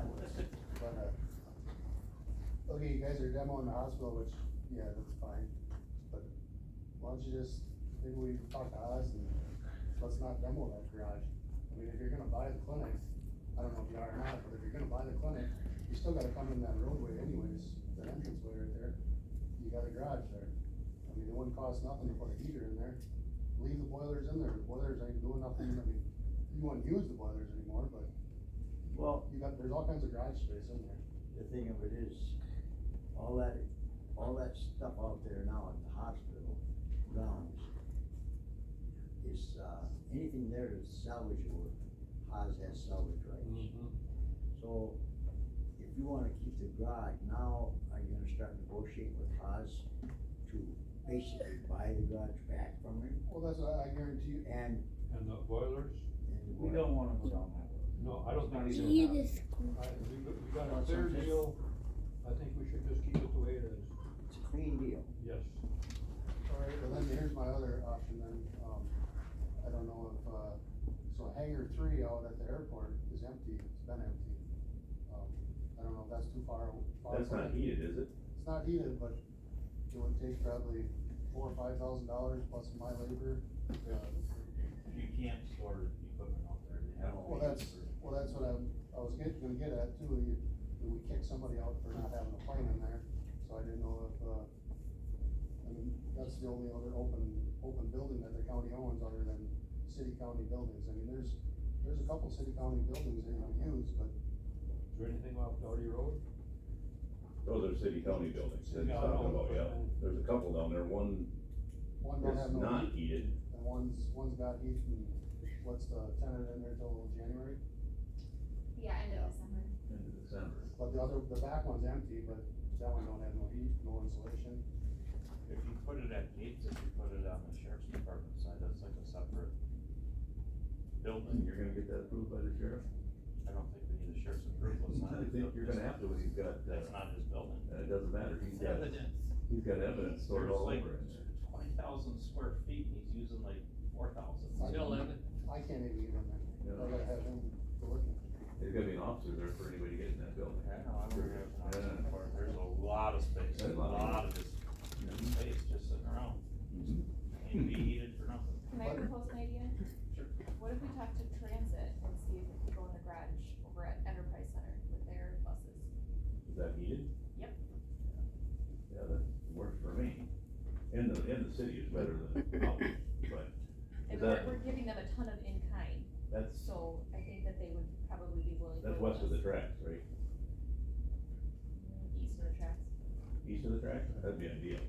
Mm-hmm. In the future, if we build another building for ambulance, it should really be east of the railroad tracks, because I got one west with the fire hall. But if a train derails, or like they had up in northern Minnesota where 3 of them derailed, it was 10 miles. Well, if there's somebody hurt who runs into somebody's house, it's 10 miles around, or you gotta call Sheldon or Hawkins to come on that side, so. Well, is that on the agenda for Gates about, I think it was, maybe it's Enterprise, they also talked about, storing vehicles in gates. There was a problem because of gasoline or whatever, and fumes. Yeah, a lot of fumes in there. So, we're talking about, I know the city was pushing for that, to get something done there about the fuel. Mm-hmm. Something needs to be done there, cause I don't let my guys go in there without a respirator. They were there yesterday. What I don't understand is how can that, I don't know how they can work in it, but on the other hand, Tony, I've been in that building for hours. I've worked on ambulances in there, I've worked on my trailer in there, I did all kinds of work in there, and it don't bother me. But the next person comes in there and they go to the knees, they can't take that epoxy smell. Yeah. It just, they can't function. So, and I had, like I say, 2 patients that complained at the hospital about how terrible that ambulance smelled, and I just can't do it, that's not healthy. But, so I don't understand it, it's just how your chemical makeup or whatever, some people can do it, some people cannot do it. That building that Jamie's talking about would be great. How long is their lease? I mean, can we just, take it over? it's joint management. That is joint management, That building is that management? Oh, is it? Yes. You can You put it got in to my negotiate with the Yeah, city you do. also. I invited you and Jeff. Do you want me to send Cheryl an email and see if, Just ask if she's got extra room where we could stick one in there, but it's gotta be accessible You're talking 24/7. You're talking about Enterprise, or are you talking about where next? I'm talking about next to Enterprise, Forestry? I'm talking about Enterprise. Oh, I was thinking about the one that Forestry's got. What if, how long's their lease up? We just put them right in there? The one that's at the highway shop, that's connected to Forestry? Oh. Well, let's start with this. They do because I maintenance think- down there, don't they, on the buses or not? Yeah, that's where that's their Yeah. maintenance So-called, garage. yeah. We'll see if they're willing to work with us on, cause you said that the east side of the tracks would be ideal. It would be anyway. better on the east side, yeah. We've got a few things, it's been a long haul around, I know Lady Smith Fire said it a few times, Where figure the- out alternate way to the fire hall, 'cause you Where can't the get, paramedics staying now? where? Paramedics. The, EMTs are staying at the house across the road from the fire hall, 520 west, don't make it east, 'cause that lady really gets irritated. 520 west minor, 'cause she got my electric bill the first time, woo, she was hot. They stay there, at least 2 24/7, sometimes there's a third one. But, that's a house they're renting, Yeah, we rent the house. so there's no garage. No, they park outside, walk across the road. So we use the west garage at the fire hall, that's what it was designed for, was us. There's not room in that garage, you can put them in there back to back, but then you can't get between them, and that's a hazard. And the second stall was designed for the old ambulances that were about as big as that table, that were banned. So when we back the truck in, it's tight up against the wall, you can't get around it. So that's, yeah, the city's building inspector says, yeah, you can't do that. So, the only thing we can do there is tear the wall out, move it over, move the storeroom over, and then you got costs, which the city wasn't against that, but that's on the county's dollar, they're not paying for that. So, And You know, how that's one permanent, how permanent would that be anyway? Well, that means. using that facility, Yeah. I have a 3-year lease yet, till 2020, end of 2025, I think it is. Yep. $1 a year, paid it out of my own damn pocket, so I didn't have to go through finance to get the money. That's freaking ridiculous. Just went down there and paid out them free $1 bills, got my receipt, and I was just a smiling, yeah. And what, Tony? And Jamie told me, well, turn in that invoice, we'll pay you. No, not doing that, I'll just pay for it. I don't blame you. No. Certain processes ain't working. Get rid of the paperwork. Yeah. So anyway, that's what we're looking at, I mean, if Jamie will look at the, Yeah, I'm sending her an email if that be. Alright, and if we can figure out, because, like I said, my trailer can sit outside, the ME van has sat outside in the past. It's not ideal, it's just like the county cars sit outside, that's not ideal either, but that's the way it is. So, we have to make a decision on this, before the next property meeting? Before we start getting gold. Well, Scott has to do permission first. If Jamie gets permission from Enterprise, she can call you and It's so, say, yeah, permission, and then we'll just approve it at the next meeting, cause it seems like it's a common consensus, that would be the best thing. that would be, that's fine with me. So it's not like you just need access 24/7. Yeah, it's still, That fits it. but, City but, has to save but on the it too. lease, RCTC has the Is there- lease on that, you're in so joint I think management. that we'd be asking for permission from RCTC, because their lease is based. Is that the one Mike Raymond's on the board? Yes. Oh, check him out today. Yeah, and Cheryl and I have a really good work I talked to relationship. Gary Cheryl. gets along great with Cheryl too, she's, Okay. I think if they got room, they'll let us. yeah, I think so too, I didn't. All right, thanks, everybody. I didn't know before, but- Huh? Might have to buy him a pizza or something. I'm okay with that too. Lay out the dollars. Yeah. If you need to borrow $1, Yeah, I'm not gonna charge you interest. yeah, a guy told me the other day, I better start getting $2, cause nothing, can't buy nothing for $1. Okay. Gary, could you fix that clock sometime? I got a new one for you, yeah. Okay. We're up to a repair truck for replace truck for forestry. Oh, okay. So, How many trucks have they got?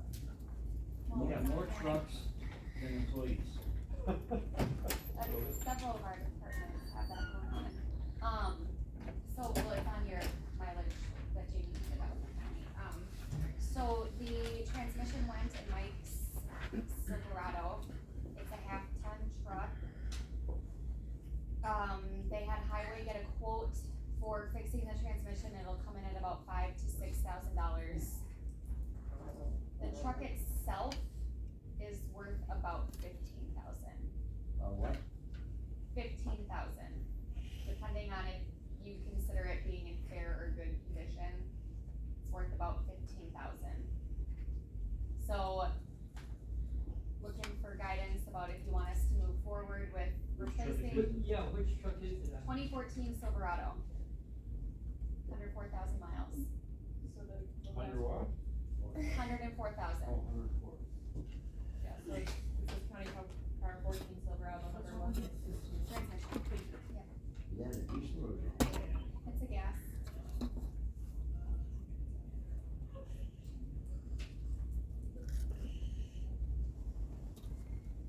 It's just a transmission.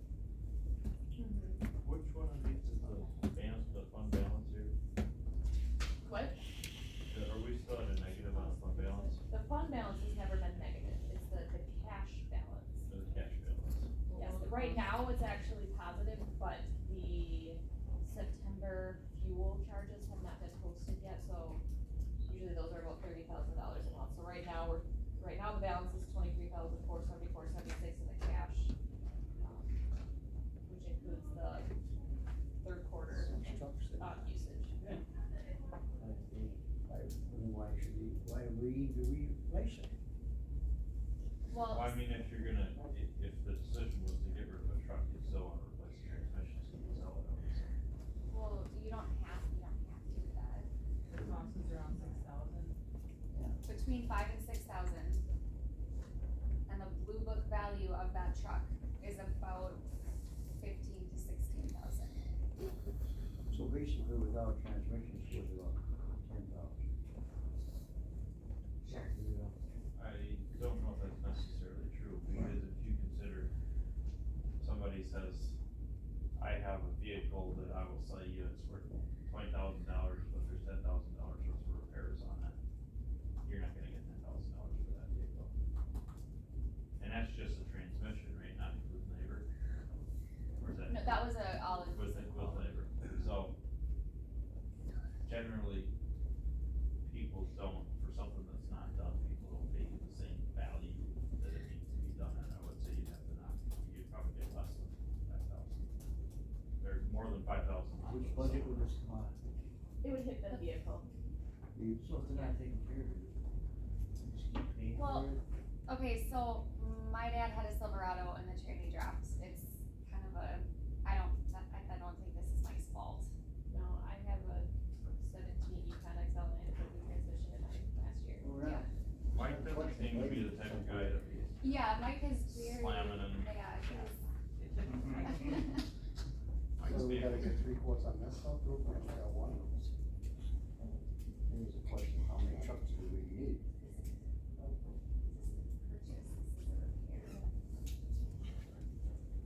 We just need to know what direction we wanna go. Do you want us to pursue repairing it, or do you want us to pursue?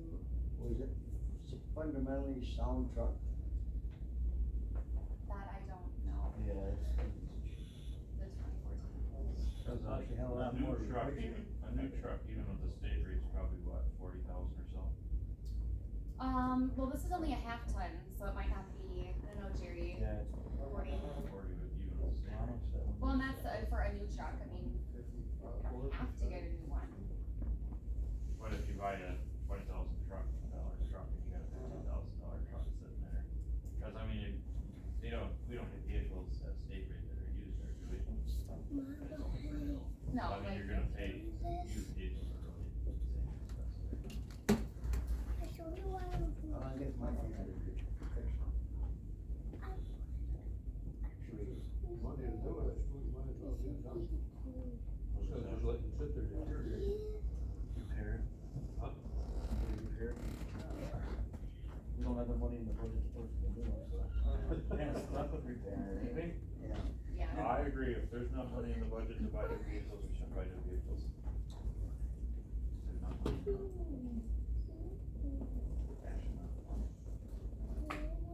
Okay. Somebody wanna make a motion? Yeah. Motion, Eric? Yep. Is there a second? Yeah. Second by Al. More discussion? All in favor, signify by aye. Opposed? Motion carries. Now then. See you back to Chris. Gary? I guess just an update on it, obviously it's, getting to be fall time, but it's kind of a fall push on getting everything kinda winterized and ready for winter. The first thing on here is, I guess I didn't put this on here, but, Jeremy Jacobs has got, some doors in, the senior youth center, I don't know if Ashley knows more about that than I do.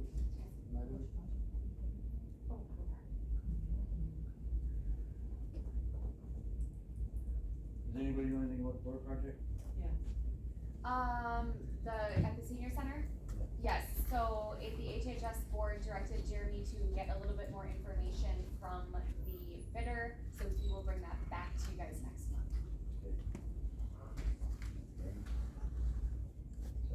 And then I put courthouse, ADA compliant east entrance openers, just because I seen that somebody put that on for Jeremy. So I had reached out, about 4 months ago, cause we have one of our openers, on the east entrance is shot. And the first one works, but it's not wired correctly, so I mean, it's not actually to code. And then, so we have the second one is just propped open all the time, the door, but, I was actually looking forward to seeing what he got for a quote for that, the senior center, because I had reached out to multiple people and it was quite expensive and there was really nobody local, not too many people local. And, I believe he had reached out to Rice Lake Glass, and when I reached out to them 4 months ago, they said won't even do a quote for me, but I think they did a quote for him at the senior center. So, That's who did it. so I'm kinda curious on what that quote is, because it'd be something similar. I have it. You do. Okay. Yeah, So we have, there's nothing to base it on right now. Nothing to really base it on right now, but, like if you did a guesstimate, if you did the east entrance, them 2 doors, so, cause right now, when you would hit the, handicap button, both doors would open, and then some of the handicap people would come in, they'd get in the first door, but the second door would close on them. And then, It won't open, and that, yeah, right? yeah. The second door won't open. Yeah, so right now we have it propped open, and that, so, but I would guesstimate it's gonna be anywhere from, I would say to do both of them and rewire it and all that, I would guesstimate anywhere from probably $10,000 to $15,000, probably.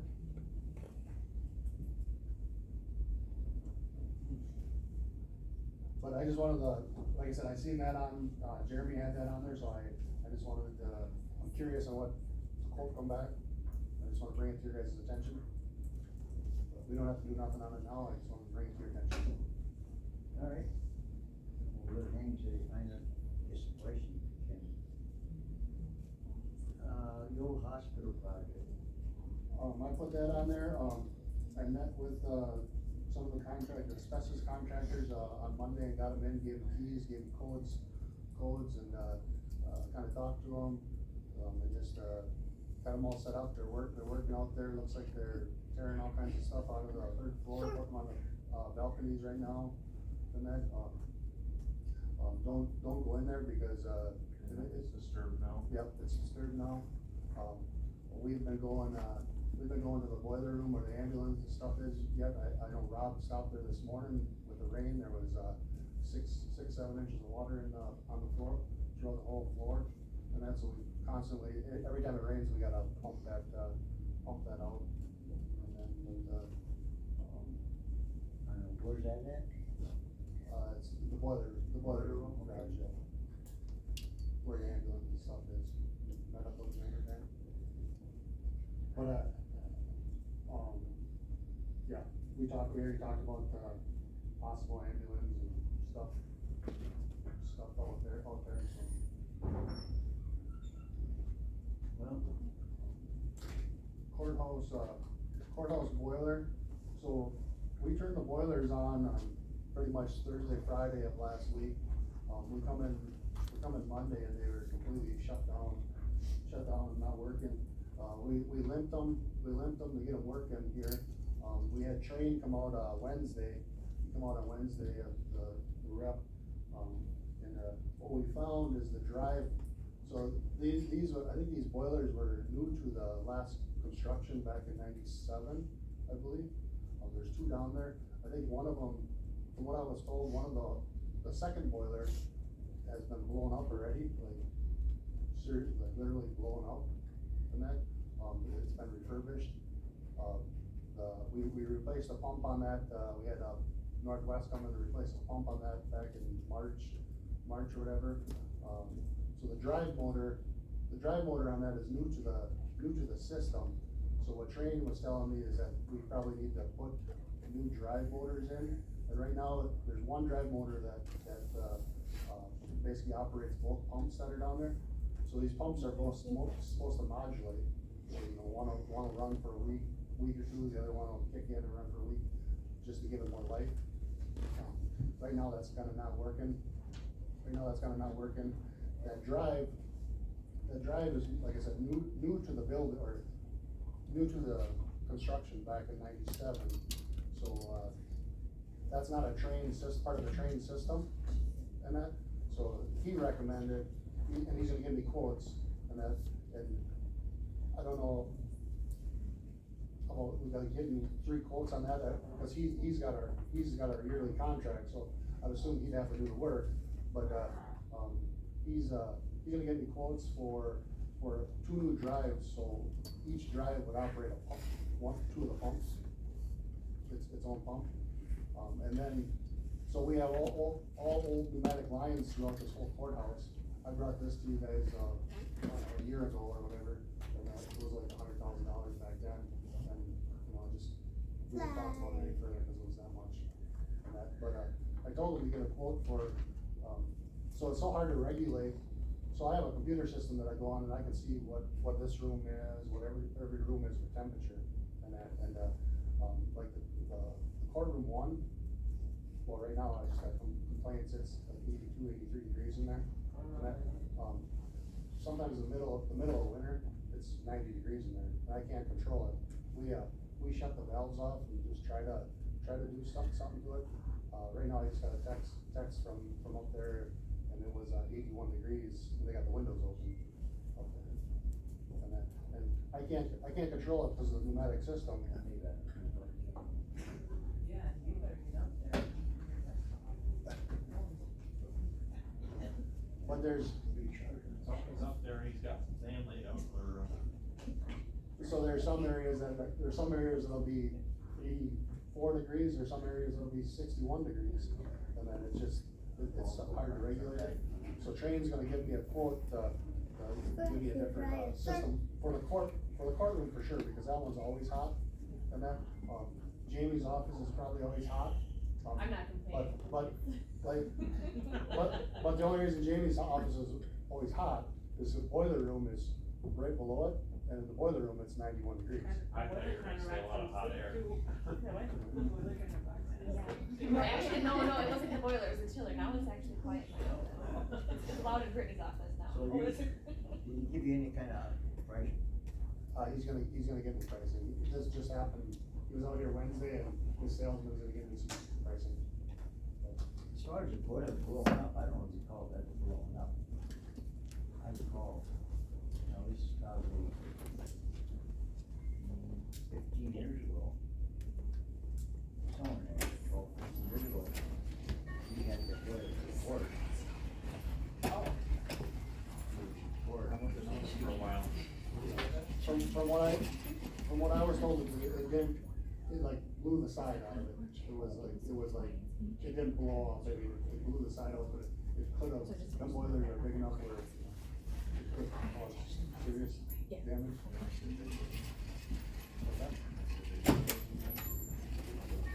Yeah. What about, are they bigger than the hospitals? You should come and see the hospitals. The hospitals are, Like a whole room. they're, size of like a tanker truck. I would say we're from that out of here. Oh, yeah? Yeah, we were running big Yankees off of that boiler that heat up the paper. Oh, yeah. Enough to, besides for heating the whole building, we're also heating papers at extremely hot temperatures. Are them steam boilers then? The one downstairs aren't that big. No, not here, not down here. They're hot, the one downstairs are hot water too, they're not steam. they're not steam. No.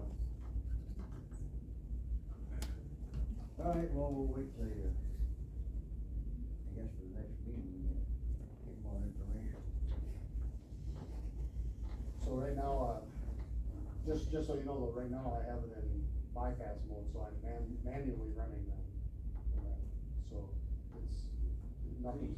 So you're saying you get two separate drives, cause they're both running, being run off the same drive, but can the drives talk to each other to modulate then, cause you're talking about modulating back and forth? They could, but this model is out, the model that's in there is obsolete now in that, so there's really no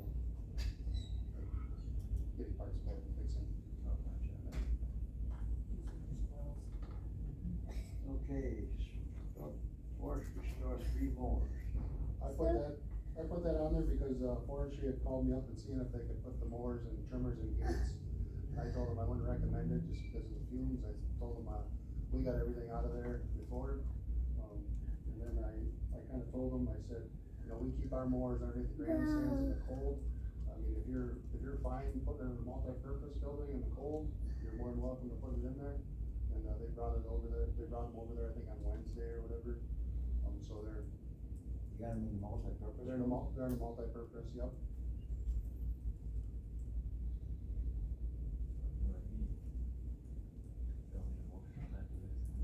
No, I didn't, at the time when I had put this on here, I didn't know where they were going. Alright. Item G. I got, facility manager, joint management stipend. So, I'm just gonna bring it up, tell me what your thoughts are, I guess, I know what my thoughts are, so I've been doing this for over a year now, and, anybody that knows me knows I go above and beyond whatever I do, and that, work multiple hours, I mean, on stuff. In my job description, when I was hired, it just said county properties, I mean, it didn't say anything about city, county. I don't mind doing it, but, I work well with the city, I think I work well with you guys. And that, I don't mind doing it, but, I mean, I just did some loose numbers here. And I just tallied up like my hours, all the maintenance guys' hours.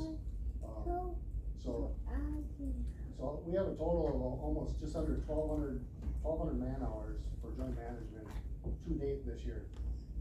Or not to date, till September 30th of this year. And that's not including the summer help or any of Char's time, Char does some billing and stuff and all that for that. With my guys, that's fine, we can go do all this work and everything, but, I mean, we could, Rob's got 239 hours, Ian's got 304 hours, Brian's got 176 hours, Ashton's got 90 hours on it. I have 354. Okay. So these guys could be working on county buildings and getting stuff done, getting stuff up to where it needs to be, rather than everything falling apart and all that garbage. And, well, like I said, I'm fine doing this, but, you guys, most of you guys all probably know I'm driven by money. And that, I mean, this was not in my job description, the city county buildings. I guess I wanna get paid for it. And I work too hard, I work multiple hours, doing everything you guys asked me to do, and, I guess I just wanna see what your thoughts are. Well, first of all, you're looking at joint management to pay a stipend. That's what we're joint management. Double. Well, you're my oversight, so you're my boss, so I'm coming to you first. Well, and you want property to pay the stipend. All right? No, it's still comes from joint management, if the work's being done out there. Right now, they have, is there a budget? No. So I have to, per finance, I have to, do PARs on, I have probably 30 different buildings or items here that I have to do PARs for. What I was told is at the end of the year, all them hours gets billed to the city, and they get money. No. It's built a joint management. Yeah, Or gets billed to joint management, and Which is the city. we don't get any money from the And you city. don't get nothing from the state. That's what we get. That's why, So what's the reason for me to do the PARs then? Because we use that to charge it out to those properties. Okay, so you're charging it out for the property, but I'm not getting paid. Well, I have time that's charged out other places too, and, I mean, you do get a paycheck twice a month. And that's nothing new, is that the joint management has always been done by our maintenance department. yeah. I think this, we're getting to a point now where these joint managers, they're pain in the ass. I don't disagree with you. It's what, Tony? Huh? It's what? Big pain in the ass, Yes, it is. and, what it's worth. Have we ever billed the city for their share of losses like? I have asked if I should, and I've been told not to. By whom? The board, Who? by the board, I've asked, hey, should I send them an invoice, and I was told no.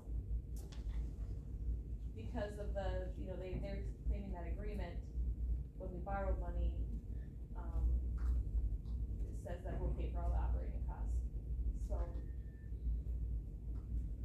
I thought the joint I'm new to this, but I thought the joint management contracts losses and gains were split 50/50. Right, but Al Senior is saying that the agreement where the county borrowed money to pay for these properties supersedes that says that, we're entitled to keep the profits because we're paying the debt service, but There ain't no profits. Who said that? Al Senior. I'm seeing, well, that just surprised me. It is the least. If you guys want me to invoice them, I will, but I think that probably needs to come from the full county board. Well, so what And I you're, think that- so what you're saying is, you guys have the risk, but if there's a profit there, you guys get to keep the profit, but. Yeah, but there's never a profit. Right, but I mean. And we'd only keep the profits up to the extent of covering the losses, not, we're not gaining from this. Is, The losses is so that far how? far exceed the Oh. profit. Yeah, we're about $1 million in the hole. Yeah, we're about $1 million behind on. Oh, that ain't bad.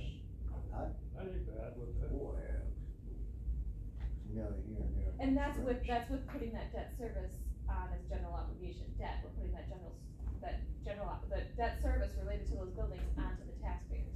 Otherwise, it'd be even further into the hole. You must have got one of them letters from Al, didn't you, about everything the city's done for the county?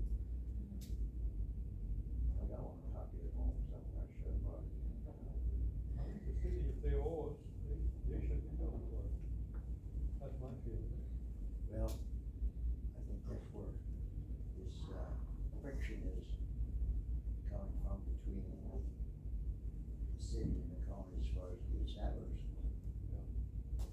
Who's storing what, where, and why, and they don't want us in They don't own the building, they owe us there. money. Joint management owns it. I know, but they owe us enough money, we should be able to store whatever we want to. I don't think they have any right to throw us out anymore, we ever No. throw them out, however. So I guess, That is a point of contention. you guys are gonna have to figure that out yourselves, I guess, but I guess where I'm at is, every work we've done out there, I mean, it's needed. I mean, I get along with the city fine, I get along, I think, with you guys fine, but, everything we've done out there is needed. I mean, if we wouldn't do it, it would be in worse shape than it is. But, whatever you guys had figured out years ago, or whatever it was, I mean, it's not working, it needs to get fixed. And that, We neglected for a long time. you know, in my job description, it didn't say nothing about city county buildings and that, and I would love for you guys, I guess we'd have to push it to joint management or whatever, and that to go over it, but, ultimately, you guys are my boss. Well, I think if you're talking about job description or whatever else, maybe it needs to go to personnel for redefining. And also, personnel also is the one that recommends payments, if you wanna call it, or wages or whatever.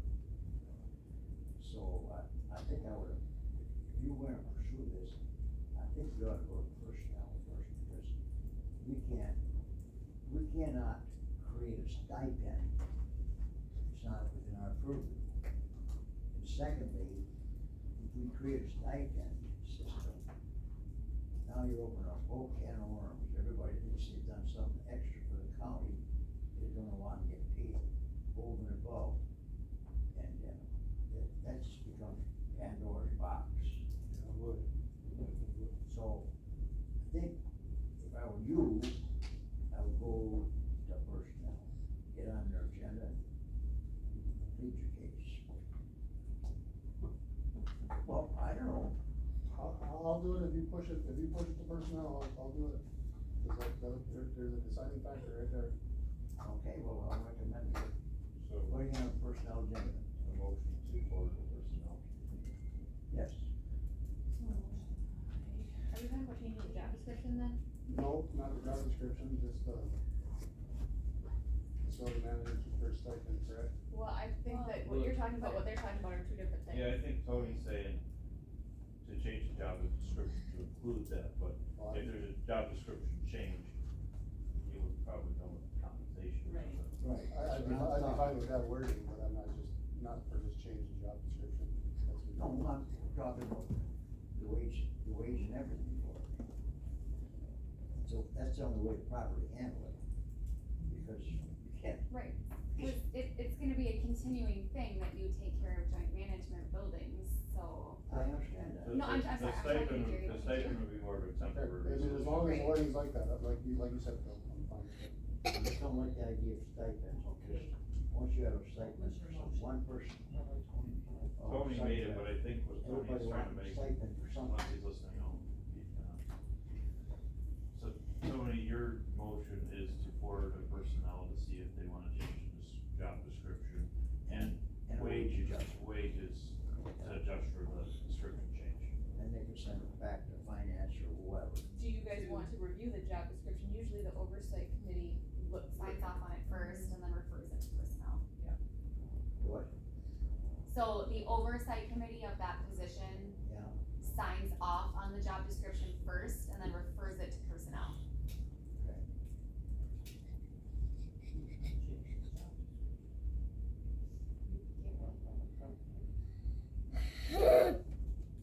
So, I would be okay if personnel wanted to work with the changes and we look at that after. Yeah, you know, I'm just happy with the full board anyway. Yes. well, there was, yeah, maybe, whatever got pushed forward would have to go to full board. The others. I mean, I just figured personnel would be the logical place to start, as far as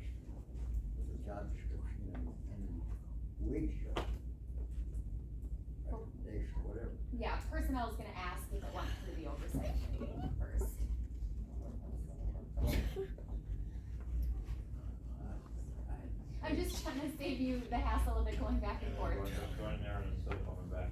Yeah. And then we got, it takes that much longer to get it. What do you want, how do you want this to look, put it that way? Well, if we're considering changing the job description, bring it back next month to this committee. And then if you're okay with the changes, forward it to personnel. Okay. That's what you suggest? Mhm.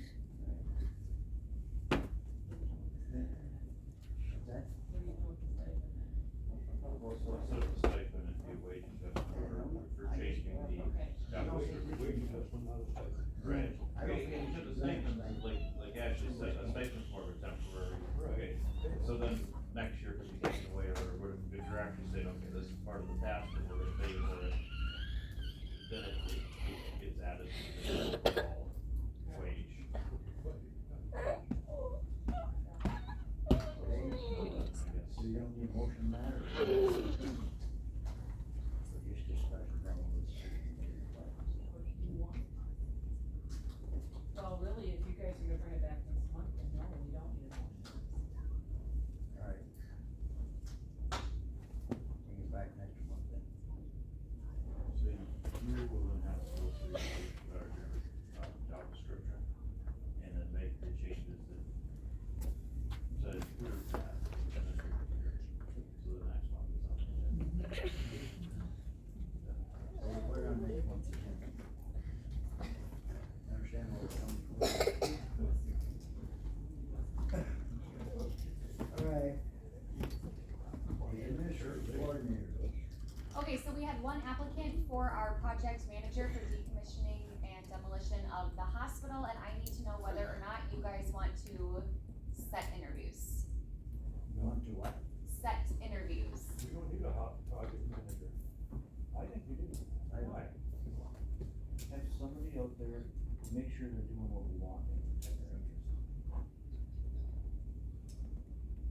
They already have a signed contract. It's basically their project, deposit project right now. I don't think it should be up to us to have somebody out there telling them what. They can't Just understand making it. sure they're doing what they're supposed to do, or the whole inspector. My opinion, but There's money in the wind up funds. they pick, I know They that paid for it, so if we got a better guarantee of service by having an extra person checking up on it. I know there's money in line down fund and money left, but that's not the only consideration.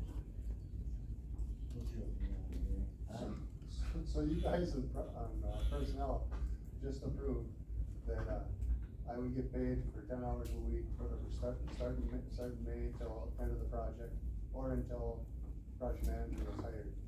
This is what I gotta ask and say, so if you're gonna hire, I don't care, you hire a project manager, I wanna be done with it, but this is what I'm gonna tell you.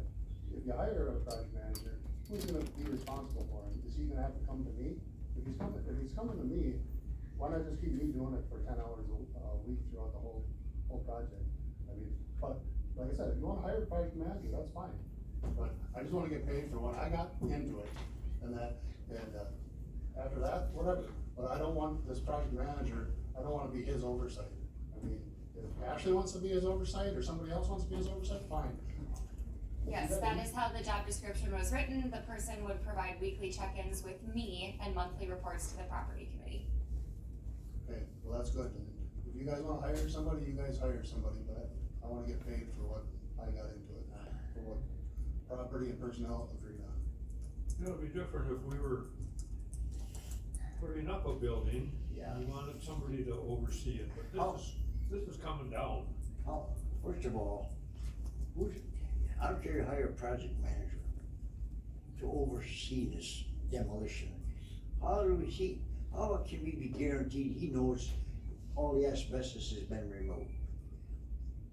You know, all the lead paint's been removed, some of it wasn't left in the ground. Yeah. So this week I got about 6 hours into the hospital. And they just got the asbestos guys there. I mean, I talk to Jason quite often, not quite often, but once in a while. It's a demo project. They know what they gotta do. Yeah. I mean, if you're gonna have me, if you have so you're gonna hire a project manager, what are you gonna pay him? I don't even know what it was, but are you paying him $50 an hour for 20 hours a week, or 30 hours a week, or 40 hours a week, I don't know. To do what? Exactly. Stand out there and watch them, I guess. I mean, as far as I'm Should we concerned, get on one of those county shovels with the bell on it? well, yeah, but should have a soft cushion on the neck rest too. Granted, like I said, I got 6 hours into it this week. And that 10 hours is max that you're gonna have to be out there. They know what they gotta do, they're fine. Yeah. I mean, the DNR called me up on, Monday night, they had to meet with them for asbestos. Yeah, that's up to On Wednesday. them and whoever else, it's not up to our project manager. DNR's the one that's gonna certify whether it's clean or not. Yeah. What those project managers? We're gonna have a punch list at the end of the job, I mean, do you wanna pay a project manager, whatever, 20, 30, 40 hours a week, whatever you're gonna pay them? When I could do it for minimal hours, and I'll do the punch list at the end of the job. I could take Ashley, I could take whoever you guys want out there, I could Jerry, Phil, whoever you want out there. I mean, it's easy beans, man, common sense. Well, anyway, we have a agenda item here of setting interviews for a hospital project manager. Now, we need a motion one way or another for I'll something. make a motion, we do not proceed with it. Is there a second? I'll second. All right. We have a motion made and seconded to not proceed with hospital project manager interviews. Any other discussion on it? So then it'd be I'd get 10 hours a week for the remainder of the project, correct? That still has to go through Like property county and board. personnel. That still has to go through county board. So anyway, any other discussion on this?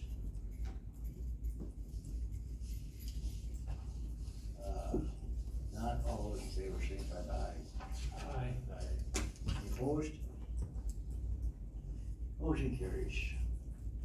We have updates to the purchasing procurement policy, financial procedure policies. Again. So this is chapter 9 of our financial procedures manual. And as we just discovered earlier in this meeting, there are not clear guidelines as to when quotes are needed, how many quotes are needed, when we go out for bid.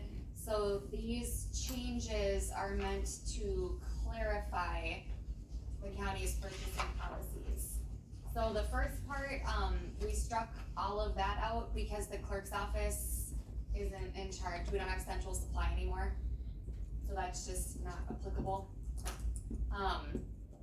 The bigger changes are down under guidelines for quotes and bidding. Let's talk about meals. No, not today. Like an hour long discussion. Yeah, no kidding. Okay, so, the first thing we did was try to separate, so, our purchasing policies were mainly focused on public works. There was no clear direction on like software that IT purchases or service purchases. So we completely pulled out software and service purchases that aren't considered public works and are asking for a minimum of 2 written quotations. And then equipment purchases between $2,500 and $5,000, a minimum of 2 quotes. And then anything over $5,000 then that's when state statute starts kicking in. So our recommendation is to continue following state statutes for those amounts. But I think this clears up a little bit, the quote bid confusion. So we're gonna forward this to county board. Well, yeah, it has to, we had the time at finance yesterday, it has to go through finance, and then finance will forward the changes to county board. Yeah, minor changes don't need to go to county board, but since these are Major. more substantial, we would send it. Well, one of them I would see is, I think we need to up the highway one. From 300? I think that needs to go through highway committee first, or no? We did have it on, we talked about it a while ago, but Okay, we can put it on our agenda this month and I mean, if it's gonna go, now that I see the, what would That won't even cover a dump truck. So what do you wanna raise it to? Probably $500,000, yeah, I would say $500,000. $500,000. 500,000? I mean, it's not like you order a dump truck Every year, we're trying to get one. how hard is it to come to the trucking committee and say, hey, we got one purchase? Actually, try to order. It's funded through. Now you might wait for a year and a half to Yeah, get it. a year and a half to order, get one. Well, now they're talking about borrowing money for the equipment, or borrowing money somewhere else, the equipment, one can add a bunch of money added to it. Which I don't know if that'll pass, but. Well, I mean, we could forward it to the highway and then it'll be another month then it would have to come back here. Well, no, if you guys are proposing that it goes to, because finance still has to approve this too, we never got to the purchasing part with finance yesterday. That's the only change I see then. And it's still gonna have to go to county board, so. Yeah. And then on each of your handouts, I highlighted a section there that is proving to be confusing for the staff as well. It says equipment over 1,500 needs to come to property. Well, yesterday we had a discussion about 2 items were ordered, each of them under 1,500, but the combined cost was obviously over 1,500. So we need clarification here. Is this per item? Is it per project? well, I think if multiple items pertain to the same project, then I would say it should pertain to the project.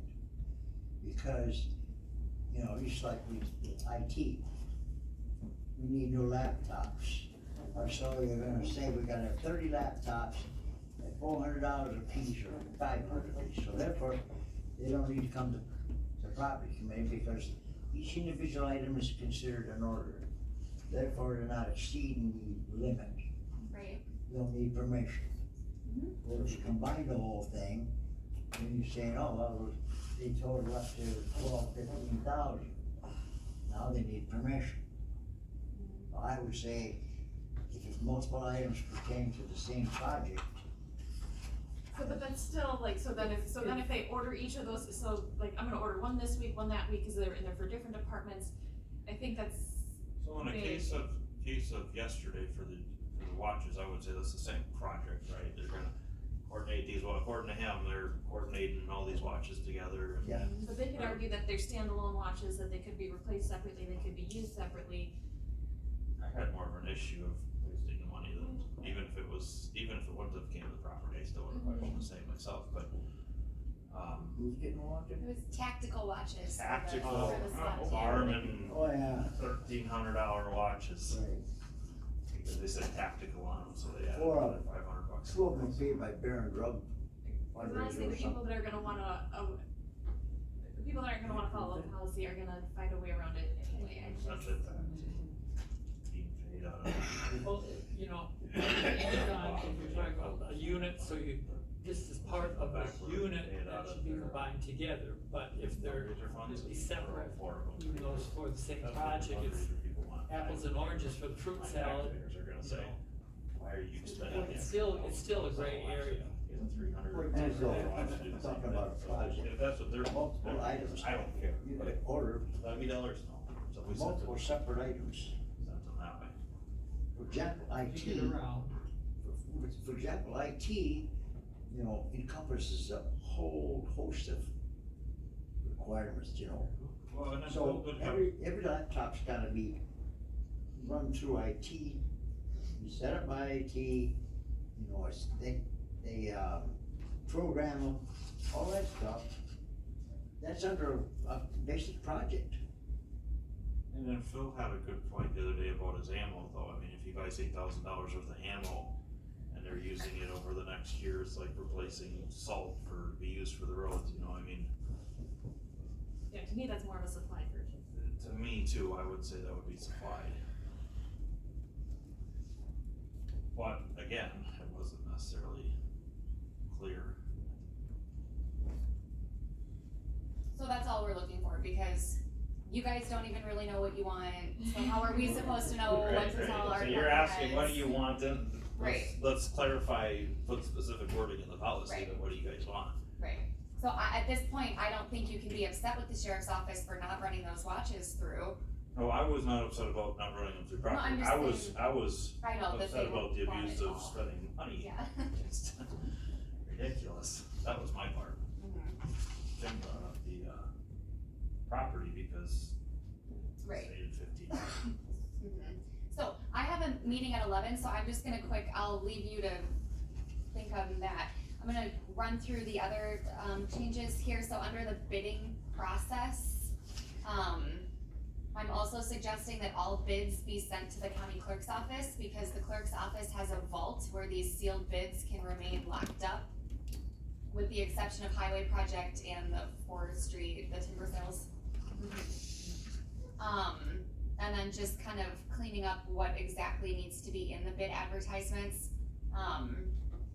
We need to make sure that any yard contractors are not bidding, and that if they do bid, their bids are discarded, and it's For grant funded. for grant funded. And that it's, documented as to why. And then a statement that questions regarding bid specs or the process are to be in writing. So we have to be fair to all contractors, so if someone reaches out to, you know, Gary on a big question, we have to take the question that was asked of Gary's response, and put an addendum to the bid. So all of the contractors have the same information when they're making their bid. And then, We again, have a lot of smart contractors, how's that? we have quite a big list of smart contractors. It's a federal database. Oh, okay. So when the bid comes in, we can run it, what is it, SAM or something? Yeah. We can run it through System there. for awards management. Yeah. We don't have a ton of projects we bid out that are grant funded, but. But that highway, you know, that grant that we're getting for Allen is going to be one of those that. It's a federal requirement, it's not that we are saying this, I mean, we're just wanting it to be included in the bid document to just kind of. If it's required, if it's a grant funded. Question, I'm fine with, bids in the vault, clerk's vault, does that include sealed bids or even just emailed bids? No, this would be the sealed bids. Yeah, like the audit ones that I just. Yeah, I just didn't know, I had to give her email bids too. Yeah, and you can certainly get copies, or, you know, a lot of times, like, that's what I did with the audit ones, is I put copies in that. So what is it, if it's a full county board, Well, Yeah, the only one she wants some clarification on, though. right, so I only brought the purchasing policies to you guys, cause this is what impacts the property committee. so you want us to approve them? She wants some direction on how Yeah. to word that. She don't like it, you like, whatever. I don't have a good You want us to solution put at the the 500,000 on the There's highway, right? Right. kinda, Yeah, well, and the road we expect finance to take up more of this next month. Maybe we can think about how we wanna word this, give us a little time on this. Yeah, I would And appreciate we're that. at finance, we might think of something too, now we got. Well, and I was thinking, like, as Jamie mentioned, or you mentioned with the ammo, so that's considered like a supply, so could we say equipment excluding like supplies? Yeah, but just make sure that's not left gray, like, hey, new watches and cars are considered supply, you know what I mean? I guess that, Right. that note of clarification. So we're gonna bring it back next month, is that it? Or send us to finance? Run it through finance again. Would you like it to say like individual equipment purchases over That's what I'm thinking. individual equipment item Let's purchases? move along here. Bill Master, Well, another. There's gonna be great, there's gonna be an interpretation in there somewhere, no matter what. Yeah, I don't know if we'll get it perfect. But I was assuming that it was individual item purchases. so was I. Yeah, I don't care, I'm fine with that. Gary, you got anything on the Bill Master? Nobody else cares? Yeah, we're gone. Okay. So facility, She just wants clarification, so that, whole Next month. package gets sent out. so out at the airport, we've been, we replaced some concrete out there, We do have, one hangar that's, empty, it's hangar 3. Jamie met me out there the other day and showed me how to do the fuel reports and everything, so, we're good on, I'm good on that, with fuel reports, now that I've seen it done, no problem. Did they get that all fixed so it works? No, we don't have that yet, so the fuel, the actual, for the power tripped out there, so Monday, Tuesday, the power was out down there, I had to get that fixed, I had an electrician come and we fixed that all up, so it's up and running now. We hoping to get this new system, they said it was out, and then they said it's not out. We've been talking about this for a year. Not out, and, 10 years from now. so the system that's out there is very, very old. And that, me and Jamie kinda did the fuel reports, we did it in 20 minutes or so, so that's all good. Now, If you want a receipt, you go back to the hangar and you go back 20 minutes later and the receipt's printed out for you. everything should be working fine out at the pumps and everything, it's just the computer system there. But, the new system, I'm hoping that, we get rolling on here soon, and that, we're at their beck and call pretty much. I guess moving on to the potential, the last I heard was that loader was supposed to be here in November, so I'm hoping for that loader because, you know, I know finance beat me up about a cutting edge on a plow. That's a lot of it right there, and that, so once that loader comes in, boy, it'll help out a lot. You don't know what brand it was gonna be. It's gotta be American made or something, they were saying, and then they couldn't get any American made or something, so that's the reason why it's been taking so long. So the state or the FAA they're trying to get approval to get a foreign made. And so I don't know what it is, what I was told would be similar to like a 930 cat. Okay. Real quick, insurance claims and county car usage. You guys have the reports there, Potential order in November. That's what he just talked about. yeah, we kind of already covered the open insurance claims.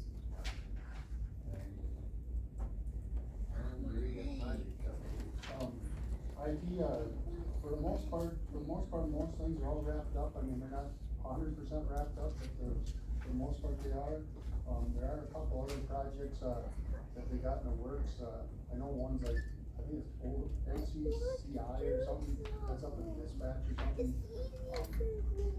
I know IT's been on them for a year or two, and I think, and Bugs is mad, I know mad about it because the county paid him half or something, or in full already, and the work's not done, and he's pretty perturbed about that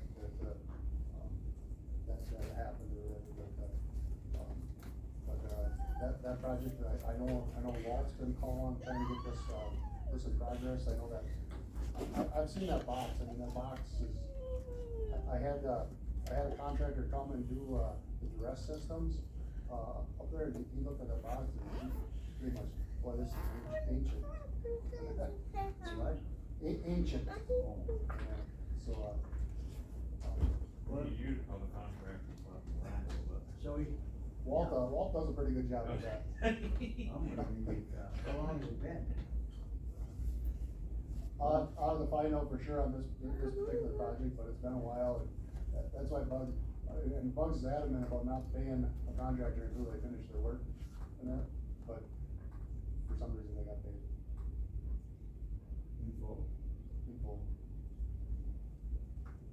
I'll have to find out exactly all the information on it, I hear bits and pieces, cause I try not to burn up all my time up there, but. You do have more leverage if somebody comes down your track, yeah. Correct. Well, alright. But they're, just so you know, they're on stuff, I mean, thanks, well, for you guys, for everybody that end up, we hired, Walt, I mean, it definitely helped tremendously. You know, they're still struggling in areas, but, definitely helps. And less months too, right? No, we don't. Oh, yeah, okay. Alright. We got us through the bills, I'm gonna print them. huh? She's gonna print it. You're gonna print them. We run ourselves. Next meeting, yeah, when you want the next meeting, it should normally be the 10th. Yeah, that's Friday before. County board, huh? Friday the 10th. Next meeting, Friday the 10th. Well, you need the package.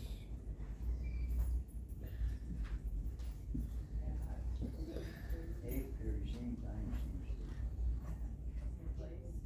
Huh? Yeah. Pardon? Jeremy needs you to sign this. Okay. Be right back, I'm gonna go get the bills. So now you're up for bill.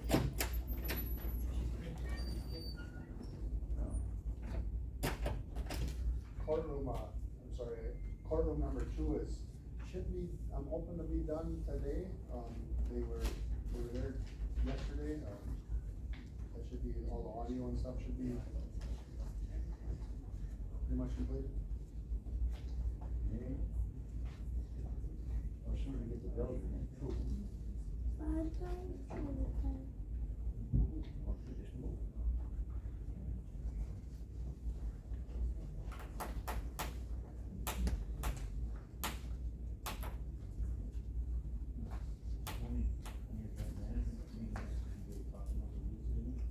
What? No idea. Should we discuss what they should do if people can't go in there? I'm sure they should. Figure out a filtration system or something, if we got a building that people can't go in and it's unsafe. I didn't think I am going to drive. I think that should have big management. Well, I don't make the agenda, the city does. You can request those, it's just like being on any other committee, but you can request to be on. I have the item on it. Huh? I mean, It's for like. what good is the building if nobody can use it? That got moved from that lake to this facility. Weren't they going to improve the ventilation? Put that on the agenda, but. For the fiberglass area? They reached that out. Oh. Hands it out. No, but weren't they going to improve the ventilation? They would put them all, I don't know. This was We were before me, talking but I about was it. told that, so the fiberglass area is like right here, That's it. and then there's that big area. I was told that they were supposed to put a wall across there, so that would prevent all the fumes from, you know, and then you have an exhaust system that would suck it out, but that was before I got it. Well, I think, What they, like you said, what the kind of the idea was, and, What about? and I think they've, be done. and I think they've had that on the agenda for quite some time, and They just, have, yeah. And what about the workers in the fiberglass? well, see, they wear air supply hoods, So they do. and that, not all the time, but they were. That they have that.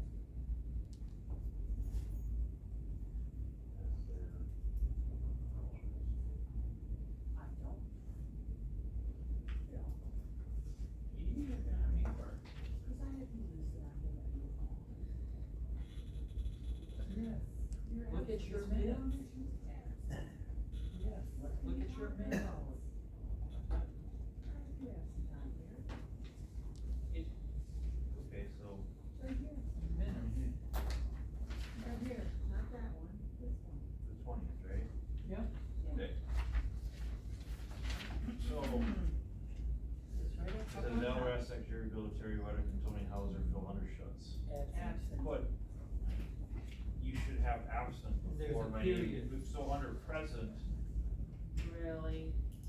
I don't know, to me, it's, this, There's a period this there. name I will isn't. change that, I'll put it in I next don't know. just. Maybe She'll I'm put it being, in caps maybe I'm being an. and bold. Caps and bold. I'll do anything to you, Bill. Can you put that in the minutes, Connie? No, Yeah. but- I would like that fully recorded. It's recorded.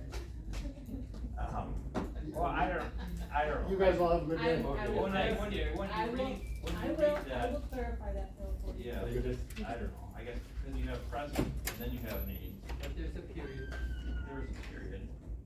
I'll put another space there. and bold. Yeah. I'll get her done. Highlighted. I'll make a motion to pay the bills. No, second. I'm like, I was like, Motion's made in a second, all in favor? Maybe after, Aye. I was on the other ones the other day, maybe I might. Motion carries. Bill did. I'll entertain a I would like that motion to adjourn. bolded and highlighted. Second, we're adjourned. Sorry, maybe I'm being too picky. No, you're not. It's probably fine. no, you're not. It's very fine. I'm good. 11:05. 11:05. It's Friday the 13th. Oh. Be of rage.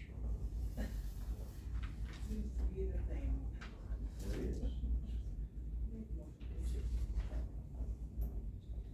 Held it. Oh, you did, I did hear him. Yeah. Who seconded it? Hey. Mr. Hauser. Yeah. I know the time. Yeah, Let's he did. get out of here. And so this you want me to take too? No, you're on that motion. I mean, versus the agenda. Why does that mean in the bell? Since they own, Image maker. Yeah, but Used to be married. Oh, I know. She was, she's a sister to, Yeah. huh? Yes. Jason. Jerry Nussberger's Swayze. ex. Yeah. to who? Jerry Nussberger's ex. no, it's not his. They were divorced.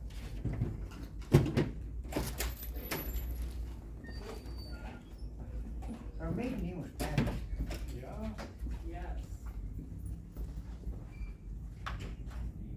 She was married to Dave, Yes. and they had a son that was killed in her own house. Yes. I think it was Black. Yes. Oh. Her sister. Yes. Marcy is a sister to this. Oh, okay, I know where you're from. Okay. So good. Have you been out there? After a long time. I've been out there. I haven't been anywhere for a long time. I get invited, but I don't. You have a good, yeah, told me you were gonna come up. Yep. Thank you. Thank you. You're a good Right, doorman. you guys have a good weekend. Right. You have a Well, good week. thank you. You too. Yeah. Yeah. I know who the door was. That's good. How you doing there, buddy? Better. Good, bad? I can't hold the It's door raining. for me. Yeah.